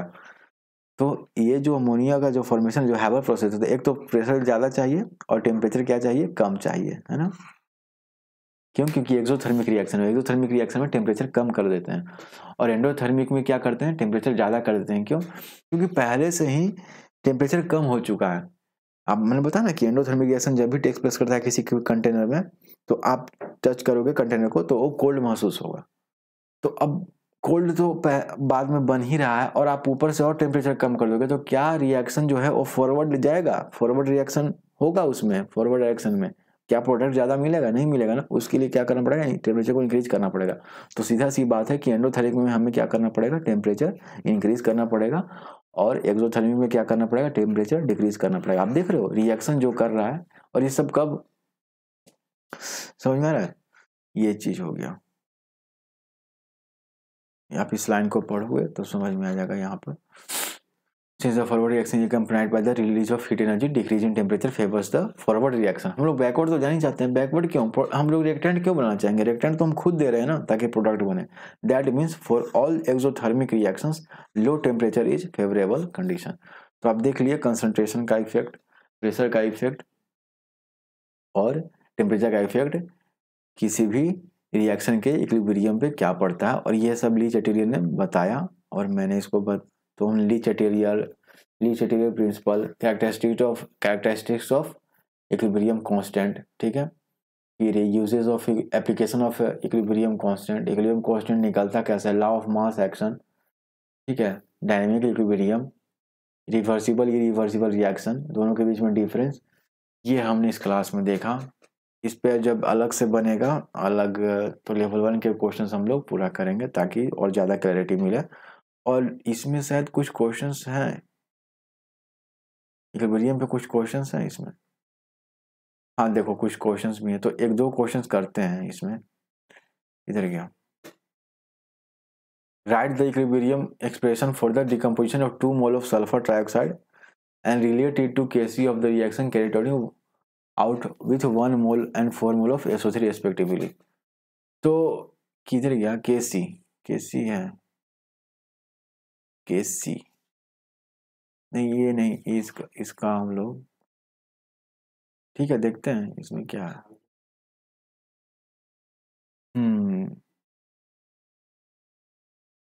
Right equilibrium constant for the complete 2 mole of sulphur trioxide, ये सल्फर ट्राइऑक्साइड है, and the reaction carried with 1 mole and 4 मोल। अच्छा ठीक है, तो 2 मोल सल्फर ट्राइऑक्साइड और इसमें क्या है 1 मोल, ठीक है। तो 2 मोल सल्फर ट्राइऑक्साइड लिया, तो रिएक्शन को बैलेंस करो, तो ये रिएक्शन 6 इधर 6 इधर। तो इसमें जब Kc1 लिखोगे तो इधर प्रोडक्ट का क्या है, SO2 का पावर 2, क्योंकि कोफिशिएंट 2 है, और O2 का पावर 1, तो 1 तो कुछ, और यहाँ SO3 का पावर 2, ये हो गया Kc1। ये कब है, जब 2 मोल क्या लिए थे, सल्फर ट्राइऑक्साइड, ठीक है। लेकिन जब 1 मोल सल्फर ट्राइऑक्साइड लेंगे, तो 1 मोल के लिए क्या करेंगे, पूरे रिएक्शन को किससे डिवाइड कर देंगे, 2 से डिवाइड कर देंगे। देखो तो पूरे रिएक्शन को 2 से डिवाइड करोगे तो ये 1 मोल हो गया, और ये हो गया। तो अब लिखोगे तो SO2 O2 का पावर 1/2, और ये SO3, तो ये Kc2 आ गया। Kc2 और Kc1, ये जो Kc1 आया, इसमें कोई रिलेशन दिख रहा है क्या? अच्छा, क्या है, Kc2 का स्क्वायर क्या है, Kc1 है, दिख रहा है। Kc2 का स्क्वायर करोगे, इस पूरे का स्क्वायर करोगे, तो हमें क्या मिलेगा, Kc1 मिलेगा। अब देख रहे हो, ठीक है। तो हमारा Kc2 का स्क्वायर ये गलत है, ठीक है। इसको यहाँ पर क्या लिखना, Kc2 का स्क्वायर क्या है, Kc1 है, ठीक है। यहाँ पर उल्टा हो गया, Kc2 बराबर Kc1 का स्क्वायर हो गया, जबकि होना क्या चाहिए, Kc1 बराबर Kc2 का स्क्वायर होना चाहिए, ठीक है। ठीक है, और कुछ नहीं है इसमें। 2 मोल इसमें ले लिया, अब 1 मोल, अब 4 मोल लेना है, तो क्या करो, पूरे को 2 से डिवाइड मल्टीप्लाई कर दो ना, 4 मोल आ जाएगा। अब 4 मोल आ गया, तो आप SO2 का पावर 4 लिख दो, O2 का पावर 2 लिख दो, क्योंकि ऊपर में क्या हम लोग लिखते हैं, जब इक्विलिब्रियम कांस्टेंट लिखते हैं तो product of the molar concentration of product, और ऑफ कोर्स स्टोइकोमेट्रिक कोएफिशिएंट का पावर रेज होता है, और divided by product of the molecular concentration of reactant, और raise to the power of their stoichiometric coefficient. तो ये हो गया, तो यहाँ पर पावर 4। तो अब यहाँ पर देखो Kc3 आ गया है, Kc3 आ गया, Kc3 आ गया, तो इसमें और Kc1 में क्या रिलेशन है, तो Kc1 का स्क्वायर है क्या, Kc3, तो Kc1 is equal to root under Kc3, ठीक है। ये भी गलत है, ये आंसर क्या है, सही है, ठीक है। ठीक है। Kc1 का स्क्वायर करोगे ना तो ये Kc3 के बराबर आएगा, ठीक है। Kc3 इक्वल टू Kc1 का स्क्वायर, ठीक है। ये चीज आप नोट कर सकते हो। और ये हमारा, तो ये हमारा आंसर हो गया। तो दोनों में आप करेक्शन भी कर लेना, ठीक है। तो एक बार 2 मोल लिया हमने, ये 2 मोल है 2SO3, फिर SO3 1 मोल है SO3 का, और फिर 4SO3 ये 4 मोल है, और हमने रिएक्शन को बैलेंस किया और तब इक्विलिब्रियम कांस्टेंट तीनों में देखा, इक्विलिब्रियम कांस्टेंट लिखा और उसका क्या किया हमने, पहले से एक रिलेशन बनाया, ठीक है। तो यही रिलेशन है। तो पहले वाले केस में कितना इक्विलिब्रियम कांस्टेंट था, पहले वाले रिएक्शन में Kc1, दूसरे वाले में रिएक्शन इक्विलिब्रियम कांस्टेंट कितना Kc2, तीसरे वाले रिएक्शन में इक्विलिब्रियम कांस्टेंट Kc3, और पहले वाले दूसरे का हमने कुछ रिलेशन किससे एस्टेब्लिश किया, तो दूसरे और तीसरे वाले रिएक्शन का इक्विलिब्रियम कांस्टेंट हमने पहले वाले इक्विलिब्रियम कांस्टेंट से रिलेशन एस्टेब्लिश किया, तो ये कुछ ऐसा आया ये दोनों। और दूसरा क्वेश्चन आप खुद भी करना। दूसरा क्वेश्चन क्या दिया हुआ है, ये यूनिट लिखने के लिए दिया हुआ है, ओके। यूनिट दिया हुआ है, ओके ओके। अच्छा, एक जगह इसको करेक्शन करना कि इक्विलिब्रियम कांस्टेंट जो है ना वो यूनिट लेस होता है, ये गलत है। दरअसल वो डिपेंड करता है कि वो रिएक्शन क्या है ना। कई बार इक्विलिब्रियम कांस्टेंट देखो, जैसे इस रिएक्शन में कोई यूनिट नहीं आया Kc का, क्यों? क्योंकि यहाँ पर जितना आप देख रहे हो कि नंबर ऑफ मोल्स क्या है, सेम है। ये प्रोडक्ट में भी नंबर ऑफ मोल्स 2 है, रिएक्टेंट में भी नंबर ऑफ मोल्स 2 है, तो ऐसे में तो कोई वैल्यू नहीं आएगा Kc का। लेकिन इसमें तो आ रहा है ना मोल पर लीटर, जो भी हो, पर मोल लीटर है ना, पर मोल लीटर है, और इसमें मोल पर लीटर आ रहा है Kc का। तो ये चीज नोट कर लेना कि इक्विलिब्रियम कांस्टेंट का ऐसा नहीं है कि यूनिट नहीं होता, वो रिएक्शन पर डिपेंड करता है। तो हमने देखा कि कभी यूनिट है भी, कभी यूनिट नहीं भी है, तो उसके अकॉर्डिंग आप करते रहना। तो मोलर कंसंट्रेशन आपको तो पता ही है, उसका यूनिट क्या होता है, मोल पर लीटर। और पर लीटर के लिए L के पावर -1 लिखते हैं, है ना, क्योंकि x के पावर -1 को ही तो 1/x लिखते हैं, ठीक है। तो ये तो मैथ्स में एक्सपोनेंट में पढ़े ही हो गया। तो इसको प्लीज करेक्शन कर लेना इसको, और ये चीज हो गया। आगे लेवल 1 के क्वेश्चंस को हम देखेंगे, जब भी इस चैप्टर पे आएंगे तो लेवल 1 के क्वेश्चंस को जरूर सॉल्व करेंगे पूरा, ताकि और ज़्यादा क्लैरिटी हमें मिल जाए। तो केमिकल काइनेटिक्स और केमिकल इक्विलिब्रियम का जो थोड़ा बेसिक है हमने इस चैप्टर में देखा, और काफ़ी ज़रूरी है चैप्टर पढ़ना, काफ़ी इंपॉर्टेंट है, बहुत ज़रूरी चैप्टर है। So thank you so much guys for watching. Like share subscribe सब चीज़ करो। Thank you.